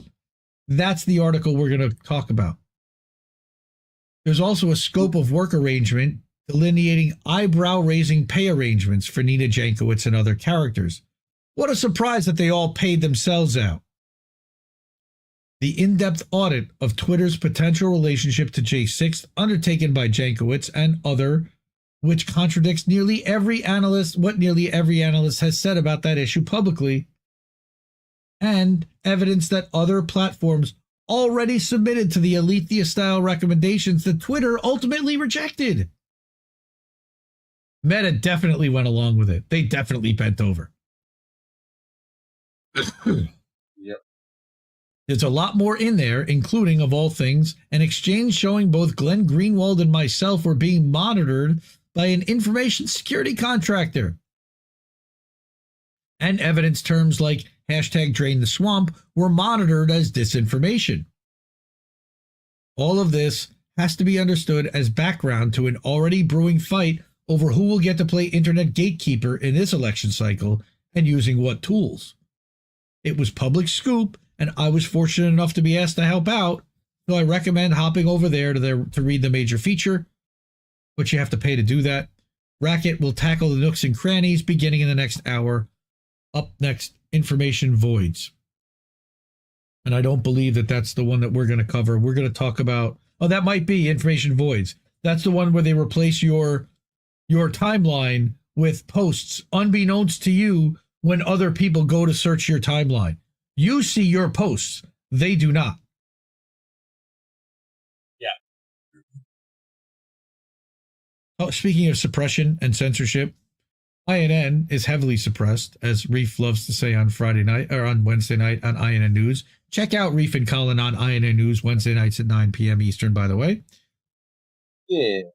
In order to support independent media, you can donate to INN. There's that little QR code down in the bottom left corner right now that's showing to go to the Jett Computer Fund that is currently sitting at about $1,000. We're trying to raise it up to $2,000. We just reached 1,000 last night. Thank you so much to everybody who donated. If you can't donate, please like, share, sit back, enjoy the content, share it with everybody you know, and especially people that it would make mad. So I've got one, right? Again, Substack, Rumble, Cash App. You see all the other links and other ways to donate and support us. Also, sharing our YouTube videos, watching multiple YouTube videos will put more of them into your algorithm, and you'll see our content more and more. And of course, subscribe and turn on the bell for notifications if you can. Here's the final article I brought from that was paid. This is the fourth one. All right. And this also comes with another video. Hopefully it's not been removed. Nope. Here we go. In 2021, Twitter hired a company with strong defense and intelligence connections called Alethea to give it advice on how to better moderate social media content. One of their ideas, pre-platforming, the digital version of pre-crime. Instead of waiting for someone to say a bad thing, Alethea proposed proactively identifying disinformation, manually or automatically preventing known disinformation threat actors from accessing the platform. If that's you and you squirm through anyway, Alethea repeatedly talked about putting you in artificial environments or voids where your interactions would be synthetic in all directions. They even talked about replacing your real content with, quote, dog pictures, quinoa recipes, and sports scores. Alethea described these tactics as adding cost to the adversary repeatedly described as you. Now, Twitter didn't bite that time, but there's evidence that other platforms are already using these tactics. Others are planning to ahead of the 2024 election. Not just removals or de-amplification, but generating fake content to slant public discussion, perhaps using AI. What might that look like? Stay tuned to Racket.News and Public. By the way, this is Alex Jones ranting. It's an indie folk song. If you have never heard this, please go listen to it. Shut up and show me the Earth, Wind, and Fire. It's awesome. Kiss mashup. That's good. I was made for Boogie Wonderland. Nice. Okay. So getting back to the Matt article. All right. And now you've heard this replaced quinoa pictures and recipes. In the wake of the major hacking scandal in the summer of 2020, in which 130 high-profile accounts, including those belonging to Barack Obama, Joe Biden, and Elon Musk, Twitter hired famed ex-hacker and cybersecurity expert Peter Mudge Zatko to address the problem, which we just talked about in the last article. In late December of 2020, Zatko asked Twitter employees for visibility into their security arrangements. By the day after the Capitol Hill riot, on January 7th, 2021, as reported in Public, Zatko recommended that Twitter hire an outside contractor the day after J6. Quote, I feel an external investigation may be quite valuable, he said in a Slack chat. I'd recommend Alethea Group for the disinformation angle. Who's Alethea? Alethea was an interesting choice. At the time, only just founded in 2019, some of the firm's initial capital came by way of a $10 million investment by Ballistic Ventures, led by Ted Schlein and Kevin Mandia. Schlein, a general partner at Kleiner Perkins, sat on the board of trustees of the CIA's venture capital arm, In-Q-Tel. Nothing to worry about there. When asked if In-Q-Tel funded Alethea Group, Schlein told Public, quote, this is a question either the company or In-Q-Tel should answer, not me. That really is encouraging. Alethea would go on to conduct 2 sets of audits for Twitter. The company fought hard to keep these reports private, but the authors and many journalists who saw them never released the full contents either. They're embarrassing to Twitter, but the contractor's recommendations for fixing the company's vulnerabilities are also unnerving and in parts read like the stuff of science fiction. The first Alethea report, dated April 19, 2021, was a global assessment of Twitter's current capabilities to address the misinformation and disinformation threat, including its organization, resources, people, policy, and process. Remember, this is coming basically from the intel community. So what are they going to do? They're going to bully Twitter into accepting the recommendations here, right? They must adjust how existing elements within the organization are working together, invest in new capabilities and technologies, and standardize processes and policies to stay ahead of the adversary. As long as the adversary is actually them, I agree with it. But that's not what they're talking about. The second Alethea audit, conducted in August of that year, would be a cross-platform analysis looking at Twitter's recent history in an effort to better understand the broader social media ecosystem that led up to the U.S. Capitol attack on January 6th. Twitter signed off on a scope of work agreement that listed the future head of the ill-fated Disinformation Governance Board, Nina Jankowicz, as a senior member of the audit team. Red flag there. Jankowicz described her Alethea work to us very differently. The agreement also said the second report would be directed by Cindy Otis, author of, quote, True or False, a CIA Analyst's Guide to Spotting Fake News. Okay. So you brought in literally a CIA analyst to break this down and to provide its assessment. The first report, however, is the one that Twitter executives and attorneys seemed most anxious to keep secret.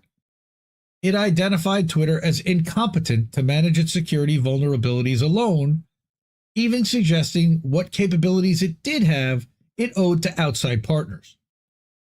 In a particularly humiliating passage, Alethea claimed Twitter relied on the news media for awareness of threats and other problems. What? Quote, our current state assessment found that Twitter does not currently have a system in place to proactively track misinformation and disinformation threats. From our review, it appears that Twitter is largely only able to identify threats flagged through existing partnerships, outside assistance, or content going viral on its platform. That's what it should be doing, by the way. I'm going to stop right there and say that's what they should be doing. They should not be pre-criming and pre-gaming and pre-censoring to predetermine assessing threats. When Twitter executives read these and other passages, they feared its release would add to public pressure to place the company under stricter oversight, including by intelligence officials. True to form, when Zatko later became a public whistleblower, the reports would serve as the basis for a slew of damaging news articles. But again, the full texts were never made public. Why? One portion of the April report recalls why. Why? One portion of the April report recalls that the CTIL files story Racket worked on with Public last year, in which a volunteer team of censors instructed team members in the use of sock puppet accounts, infiltration, and other offensive techniques. I think Rene DeResta might have even been involved in that one, but no, that's a volunteer team. The CTIL volunteers were treated to a slideshow quoting a manual published by the Joint Chiefs of Staff, saying the goal was to impair the operational effectiveness of the enemy being people who use social media. Why? Right? The April Alethea report similarly contained a long section about increasing the cost to the adversary, as Matt mentioned, the adversary being Twitter users deemed threats or purveyors of disinformation. Removing content was useful, the analyst wrote, but there were opportunities to proactively identify disinformation content before it's seen. Basically replacing the gray zones text. Yeah. The section included a chart describing the process of pre-platforming, by which known disinformation threat actors, like our friend Kit Clarenberg, for example, would be removed in advance. But not only that, a knowledge management system described elsewhere in the report as something that would involve cross-platform analysis would track them after they were booted from the platform and feed preemptive strategies beyond Twitter, presumably to other data realms like Meta, for example, or Substack, or anyone else that would play ball in censoring, according to Alethea. The piece de resistance of the report, however, was a section describing how placing people in artificial environments or voids could even include techniques like replacing a user's real content with dog pictures, quinoa recipes, or sports scores, because everybody's looking for quinoa recipes. A human being had to come up with that idea. My guess is it was Renee DiResta or Kate Starbird. That is total speculation. I have no knowledge of that, but I would guess that my answer is probably correct. Right? Alethea, the report ties in with a long list of other stories we've done in the last year and a half, including the report worked on by the Aspen Institute's Commission on Disinformation Order. Garbage. One of the commission's key ideas, along with such concepts as a digital holding area for bad actors, was cross-platform capability, meaning efforts to build one database so that a person booted from one place couldn't just relocate to another. As the Aspen commissioners noted, this tactic was employed to great effect in the U.S. election. The example cited was the Election Integrity Partnership, an early prototype that encompassed at least 7 internet platforms and partnered openly with federal agencies like DHS and the State Department's Global Engagement Center. They really want to shut you down across all the platforms. And I remember this was floated at one point, that if you got booted from one platform, you'd be booted from all the platforms. More on this report and its similarity to proposals currently circulating in Washington soon. We need independent media more than ever, folks. Please support independent media. We have been suppressed like crazy. We just reached our first $1,000 goal to raise money to get Jett a new computer for American Tradition and to be able to produce better music. There will be other projects in the future that we want to raise money for. The best way to do that is to scan that QR code right there on screen if you have a phone, and it'll go to your Ko-fi. You can pay via PayPal or via credit card. Alternatively, you can subscribe monthly to our Patreon, to our Substack. You can donate either one time or monthly via Rumble. That's a video platform that's an alternate to YouTube. Or to get money into our hands right away, Cash App, $ Indie News Network, where they take 0 fees out. All right. I've got one other story that I wrote. I wrote it. So let's get to this one. Before we do, I want to go over here and hide my bookmarks bar. You'll be able to see more of the page. All right. And now let's go here. All righty then. I wrote an article because I saw this and I could not believe that nobody else had written about it. Jill Stein had posted it to her Twitter. Primo Radical had posted it to his Facebook, and that's where I got this image. We could talk about this image another time, but Robert Reich today posted an article that had this exact image, which we then found out came from Slate. I didn't know that, but I thought it came from Primo because he had altered it and added his own thing. What is this? DNC openly hiring third-party infiltrators targeting RFK Jr., Jill Stein, and Cornel West. What? Yes, specifically mentioning the 3 candidates they deem potential threats. They just don't care anymore who knows about it because guess what? There's no repercussions. So this was published on Memorial Day. So it's been a couple weeks since it was out. On Friday afternoon, May 24th, I saw a post on Facebook that blew my mind. By the way, this is published exclusively, not exclusively, but it's on IndieMediaToday.com. It's also on IndieNewsNetwork.substack.com. Those are the only two places you can find this article. On Friday afternoon, May 24th, I saw a post on Facebook that blew my mind. Posted by Indie Media Award honoree Primo Radical, containing a job listing for the Democratic National Committee, or DNC. The role is for an independent and third-party project manager, and it encompasses a lot of ground. He included 2 screenshots with details of the job posting, which has since been pulled down from their website. It was pulled down after a day. He also highlights certain things here. And then I actually listed out what all the key responsibilities are. Subverting democracy, be a snake. So here's the text from the listing in case you can't see the images, plus a couple of bullets from the original job posting not shown in his screen caps. I'm just going to cover a couple of the key bullets. That the third-party and independent project manager will be tasked with overseeing and managing third-party and independent related work in their respective states, as well as overseeing an aspect of the program. An aspect of the program, meaning it's a larger program. The initial phase of work, meaning there's more phases, will be focused on the following objectives. These are really important. Number 1, they want to gather on-the-ground intel to inform our overall landscape assessment of independent and third-party candidates, including, very importantly, ballot access progress, because they've spent a lot of time challenging that in the past, campaign activity, organizational strength, and voter grassroots enthusiasm, because they want to know how excited people are and how well organized they are.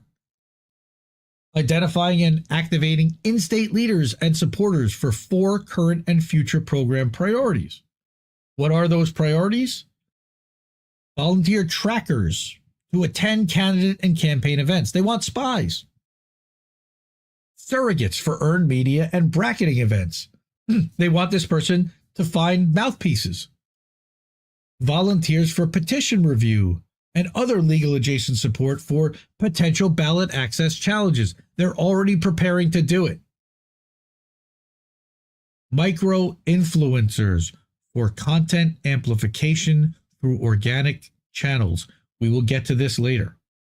That is really critical. And then, of course, researching ballot access related info, participating in petition review and supporting petition review programs. The biggest thing, though, here is the responsibilities. What will you be doing in this role? You'll be following RFK Jr., Cornel West, and Jill Stein candidate events in your region and sharing intel in real time with the DNC. And you'll be building an army, recruiting volunteers to attend these events and report back. So you'll be creating a pyramid scheme of spies where you will be the chief spy. Yeah. Proactive outreach, right? So then they also want you to proactive outreach to in-state political contacts, such as party leadership, staff, and elected officials, and coalition partners for information on in-state activity. So everybody's in cahoots and collaborating. All right. Assist in ballot tracking access. I was going to say it's probably someone, if they're following RFK, Cornell, and Jill, and have in-state political contacts. It might even people that are supposed to help you get ballot access and things like that.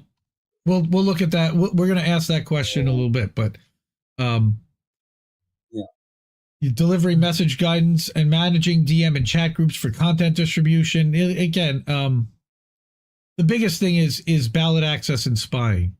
So I say that they're recruiting spies and infiltrators in plain sight. I said, I could not believe that the Dems would be so flagrant and dumb to advertise this on their own website. I jumped over to their website, looked up their current career opportunities, but of course didn't find it. It had indeed already been pulled down after one day. So I used the old Google machine to search the job title and found the post on LinkedIn, complete with the link to the DNC's LinkedIn page that has 47,000 followers. So I know it was legit because it linked to the DNC. It had to be posted by them. Use of the word intel twice in the first bullet of both sections tells you what they really want. Right? And there's a screen cap from LinkedIn. And there's a link to the LinkedIn post. I'm showing all the receipts here, folks. So, professional political spying, ballot access version. One of the tools the past few election cycles used by the Democrats to keep third-party and independent runs off the ballot is challenging the petitions and signatures that qualify them to be on the ballot. Where the Democrats intend to once again closely monitor the progress of obtaining ballot access for 2024 in states where third parties and independents still need to get onto a voting line. The goal is then to identify potential challenges the DNC can issue at the last minute to undermine their overall effectiveness, especially in swing states, and get those potential perceived spoilers off the ballot entirely. We saw successful Democratic challenges in Pennsylvania and Wisconsin over the past 4 years to disqualify Greens from the November 2020 ballot, and a failed bid to get Matthew Hoh thrown off the ballot in his Senate run for the Green Party in North Carolina in 2022. Greens will be on the presidential ballot in Wisconsin in 2024 for the first time since 2016, which is funny enough the last time Dr. Stein was the Green Party candidate.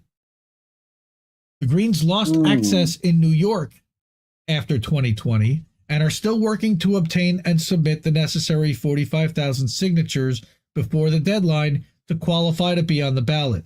They have, by the way, today is June 7th. They turned those in the other day. So they have now met that 45,000, but they fully expect every one of those to be challenged for signature match by the New York Democrats. So they're working to get double the number of signatures required to ensure that only even half of them will qualify.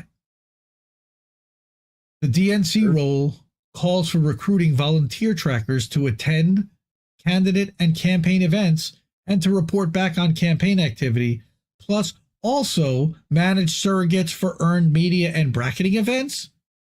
The Democrats want this person to build an army of supporters to undermine the efforts of grassroots Americans to genuinely organize against the corporate duopoly. So, here's the other question, and this is speculation on my part, but 4D chess causing infighting and suspicion. Why would the DNC specifically mention the candidates they're targeting in the job posting? This is one of the things I couldn't understand. Why would you say who you're looking?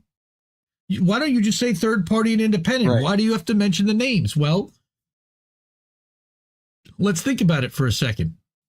Here's one reason: to get everyone inside each of the named campaigns currently looking at each other sideways, plus make them highly suspicious and cautious of new volunteers and supporters as potential infiltrators. It also serves to allow campaign supporters to accuse legit independent critics of working for the DNC, as literally happened to me last week or 2 weeks ago. And there's an entire thread, but this person says, who's running this account at Indie Left News that is consistently trying to smear Dr. Jill Stein and Green Party? It's almost as if they're working for the DNC themselves. I've asked you a number of times, do you have the courage to debate me on this in real time? This guy works, he's just a Green Party fan. I'm not going to debate him. My answer is no, I'm not going to debate you. There's nothing to debate. I am team none of the above.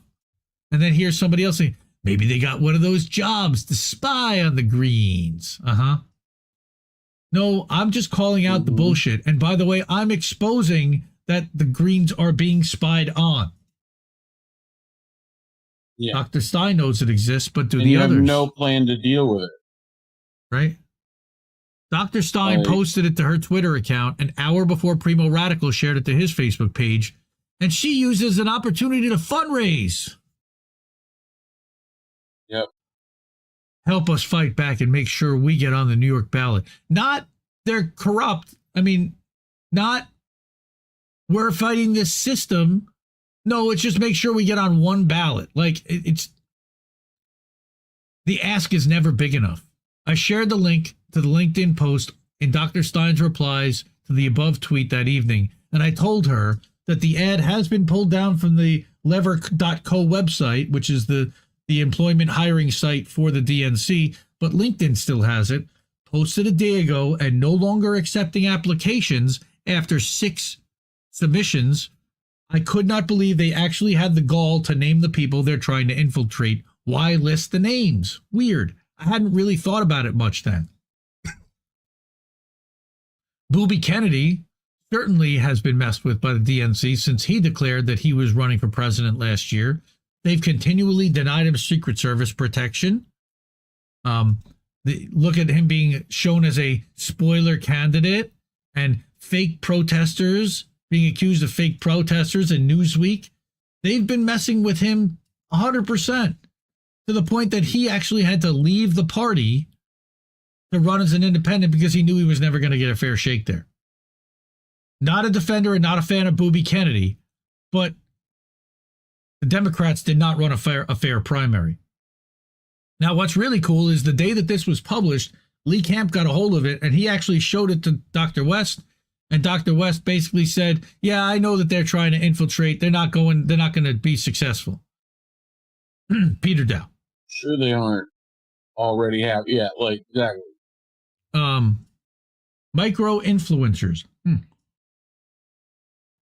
Now remember above, one of the items listed in phase 1 of the job is micro influencers for content amplification through organic channels. What does that mean exactly? Well, Reef, you found this from Social Pilot, and this talks about the different sizes of influencers. So a micro influencer are individuals who typically have a following between 10,000 to 100,000 on a specific social media platform. It's not just about the followers. They are defined. They're defined by their niche expertise and the strong connection they share with their audience. All right.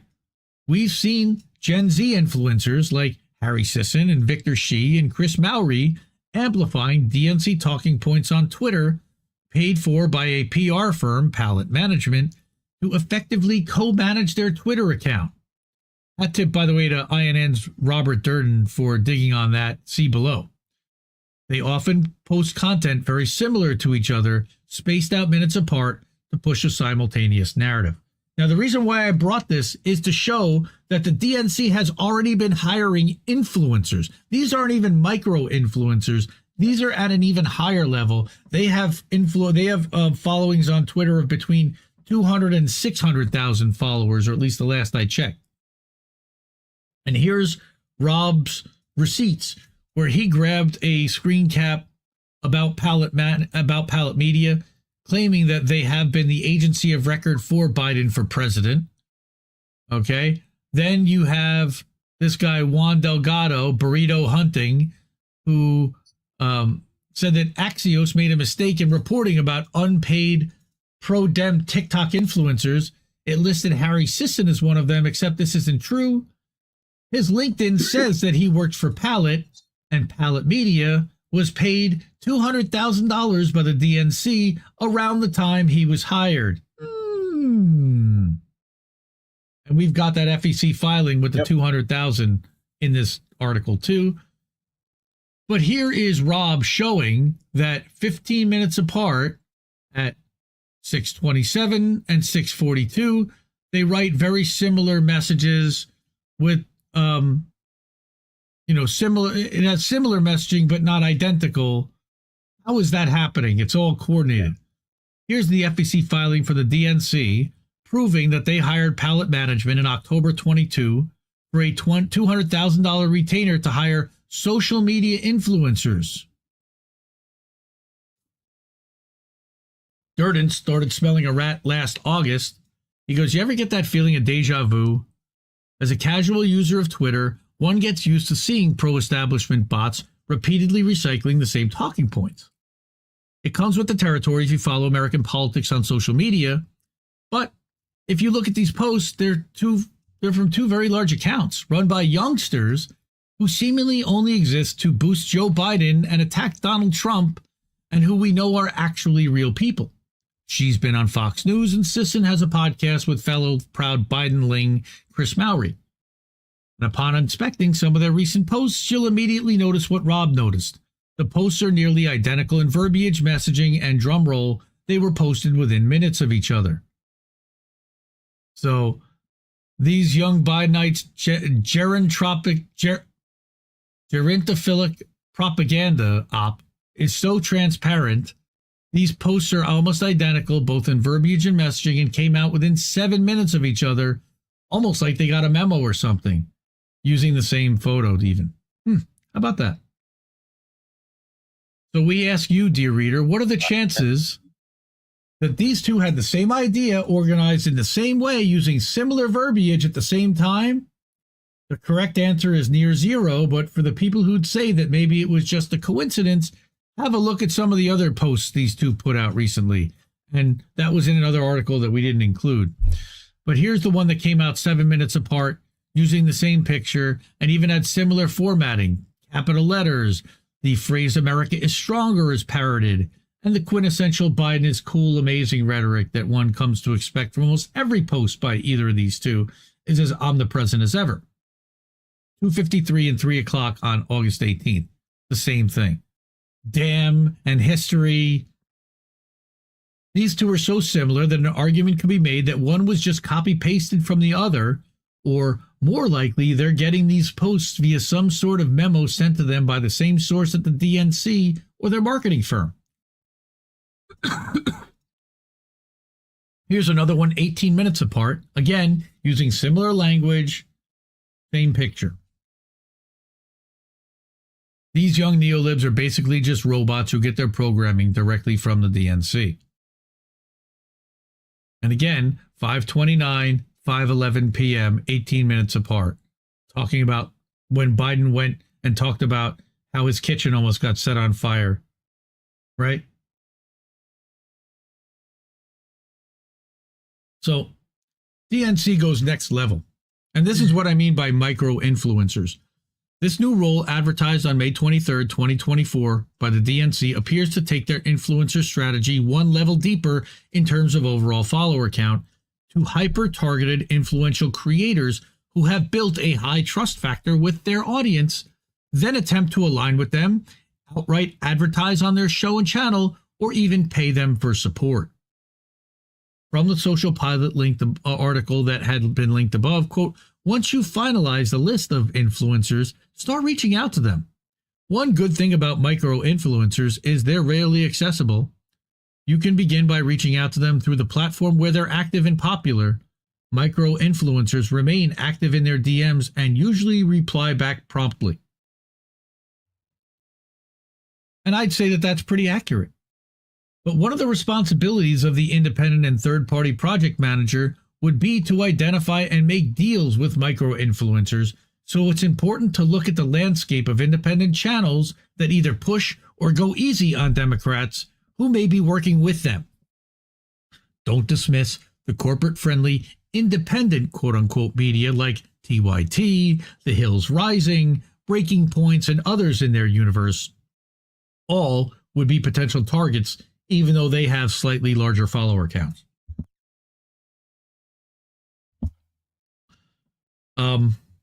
So what does this job pay?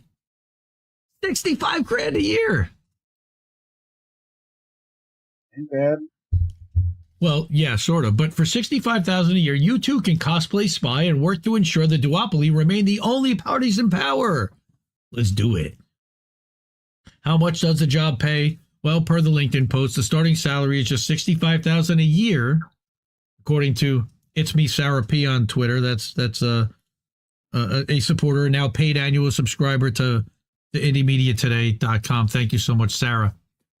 Of course, there's no guarantee of staying employed beyond early November, so a potential hire is looking at $5,400 a month for the next 5 months, before taxes, of course. That's $22,000. Sell out your entire country for $22,000. Now, here's the question you talked about, Reef.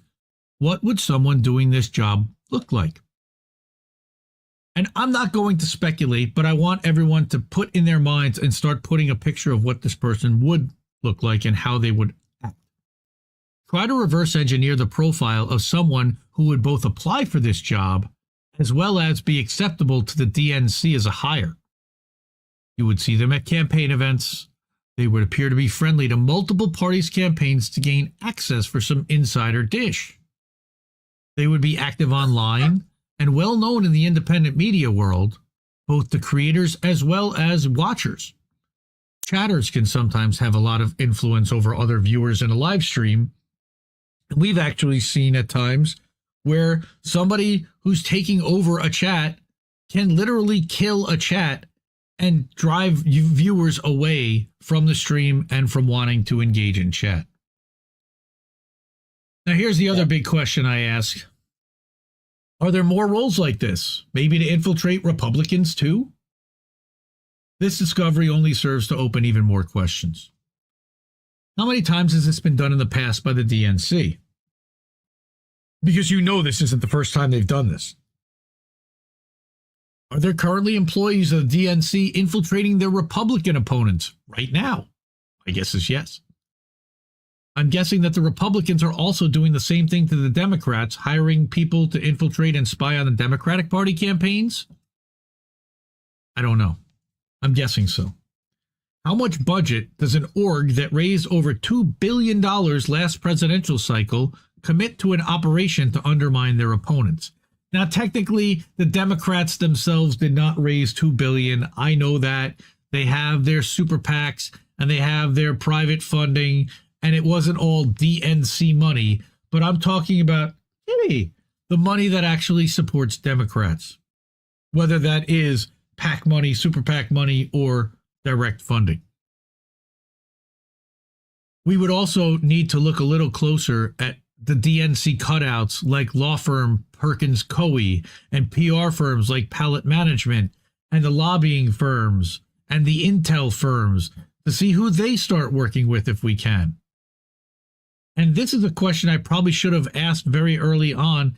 Is this in any way illegal, what they're doing? Do the third party and independent campaigns have any kind of a case with the FEC against the Democrats for doing this? Thank you for reading. What do you think of all this? What do you think of all this, Kitty and Reef? Yeah. What do you think of these? I mean, I feel like with this is just what is in the public. Is in the drunken public. Yep. You know, where it's like, what's going on that we don't see, right? What positions are being filled for all sorts of, like, infiltration like this? Mm-hmm. You know, I mean, you just got to kind of keep your head on a swivel and be discerning and have a plan of, like, figuring out how to beat this infiltration. You know? Like, I don't know how. Concrete things in place. Well, what do you put, like, run a test? What do you run a test? What do you put a test in front of some people and let them answer questions? How do you feel about XYZ? And let them answer on a range of issues? Wouldn't they be coached on that by the DNC, though?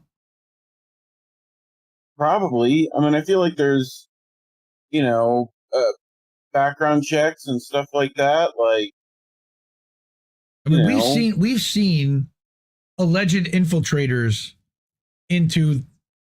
Look, the People's Party had accusations of infiltration. Yep. The Green Party certainly has also had accusations of infiltration in the 2020 campaign. The neo-libs and Howie Hawkins took over and basically put a Russiagating big pharma agenda in place. Yeah. So, again, I hadn't really seen anybody else write this up. So, IndieMediaToday.com, please go there, share this article. I also published an article this morning about Stripe and Substack, and Stripe being the online exclusive payment processor for several sites, including Buy Me a Coffee, where I also have a thing hooked up. Locals, where a lot of creators also go. They are not exclusive, but they are a provider that works with Ko-fi as well. See the QR code for Ko-fi. So a lot of the creator economy is relying on Stripe for payouts. And if you are interested at all, go check out indiemediatoday.com and take a look at the Stripe Monopoly article that is up as well. Here you will be able to scroll down and look for original articles, and that plus an audio reading of this past article that we read and the original article itself are all there. And a lot of the other articles that I've written as originals, like the one about not getting fooled by Kyle Kulinski and Crystal Ball, and Chris Smalls blocking INN. We've got a whole story about that coming up, I'm guessing, this weekend. All right. We got through it. Woohoo! It was a long one. I warned you it would be a long one. Please keep supporting INN. Please keep supporting independent media. Once again, here are all of our supporters that we really love and appreciate. Grateful for all of them. Patreon.com/Indie News Network, indienewsnetwork.substack.com, rumble.com/C/Indie News Network, C being for channel, and Cash App, $Indie News Network are the best ways to donate and support. So I'm Indy, and I'm pretty spent, and I'm happy that we finally got through these stories, and I appreciate everybody bearing with us through the dropped streams and through the choppy internet, and hopefully you got some things out of these stories that you didn't know beforehand, and we're more aware of what Twitter is doing and what the intel communities are trying to do to us on social media. So for Kitty, that's Commander Geordie LaForge, by the way. I'm Indian. I always close every show by saying, look at him looking at us, giving us side eye. Support independent media, fam. We need it more than ever. I love you all, and I'll see you soon. Keep listening to what little birds have to tell you. Good night, fam.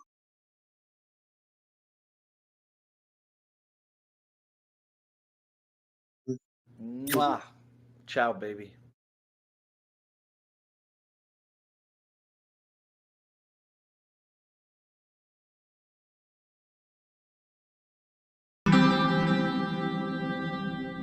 Who are these people? TLAV, Indie Media Award honoree, The Last American Vagabond, is getting fucked with by Stripe right now. He got a letter about a week ago saying that Stripe will be closing out his account on June 10th. And what he received was that we're writing to let you know that your business is in violation of our Stripe services agreement. Specifically, you're accepting payments for crowdfunding as mentioned in our restricted businesses list. What? He's not a crowdfunder. All right. Here are the restricted businesses list. Now, also what's funny is they're also not permitting psychic services in Japan and Mexico. He's not doing that. He's not updating prohibitions in India. He's not based in India. All right. But they have given no explanation or answer as to why they're terminating this account. Ryan's been messed with. He got debanked by Patreon a year and a half ago. He got... Show me the money! He got knocked out by PayPal. So what they're doing... And Show me the money! Ryan is usually a canary in the coal mine with stuff. You know, when they go after TLAV, they're going to go after all of us. This gets me really worried that this is how they're going to stop creators from trying to monetize, is by not letting them have any type of online monetization capabilities. This will put him out of business. Now, on top of that, he's also been slapped with like a $12,000 fine or lawsuit that he's challenging over some copyright shit from 10 years ago. So I also wanted to jump in. First of all, underneath his tweet, I asked him to please post this on Substack notes and tag the creators and the founders of Substack, because they use Stripe exclusively for payouts, and they're using Stripe now to censor creators, or at least not stopping them, without offering an alternative solution. Substack newsletter near you. Yeah, those guys. So we don't want to be restricted. We want to be able to have an alternative. And if Stripe is not going to allow us to get paid out, well, then Substack needs to offer an alternative, or they're going to see TLAV leave for sure. Why would I go there if I'm not going to be able to monetize? So I also then try to tag and get some people excited, get them loud about this. It's not really working out well for me yet, but I need help doing this. Stripe is misclassifying them incorrectly as a crowdfunder.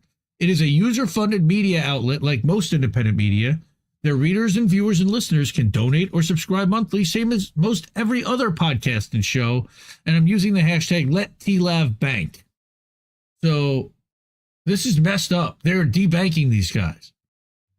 Please support independent media. We need it more than ever. Corporate media is shit, and independent media is the only one holding anyone accountable right now and calling it like it is.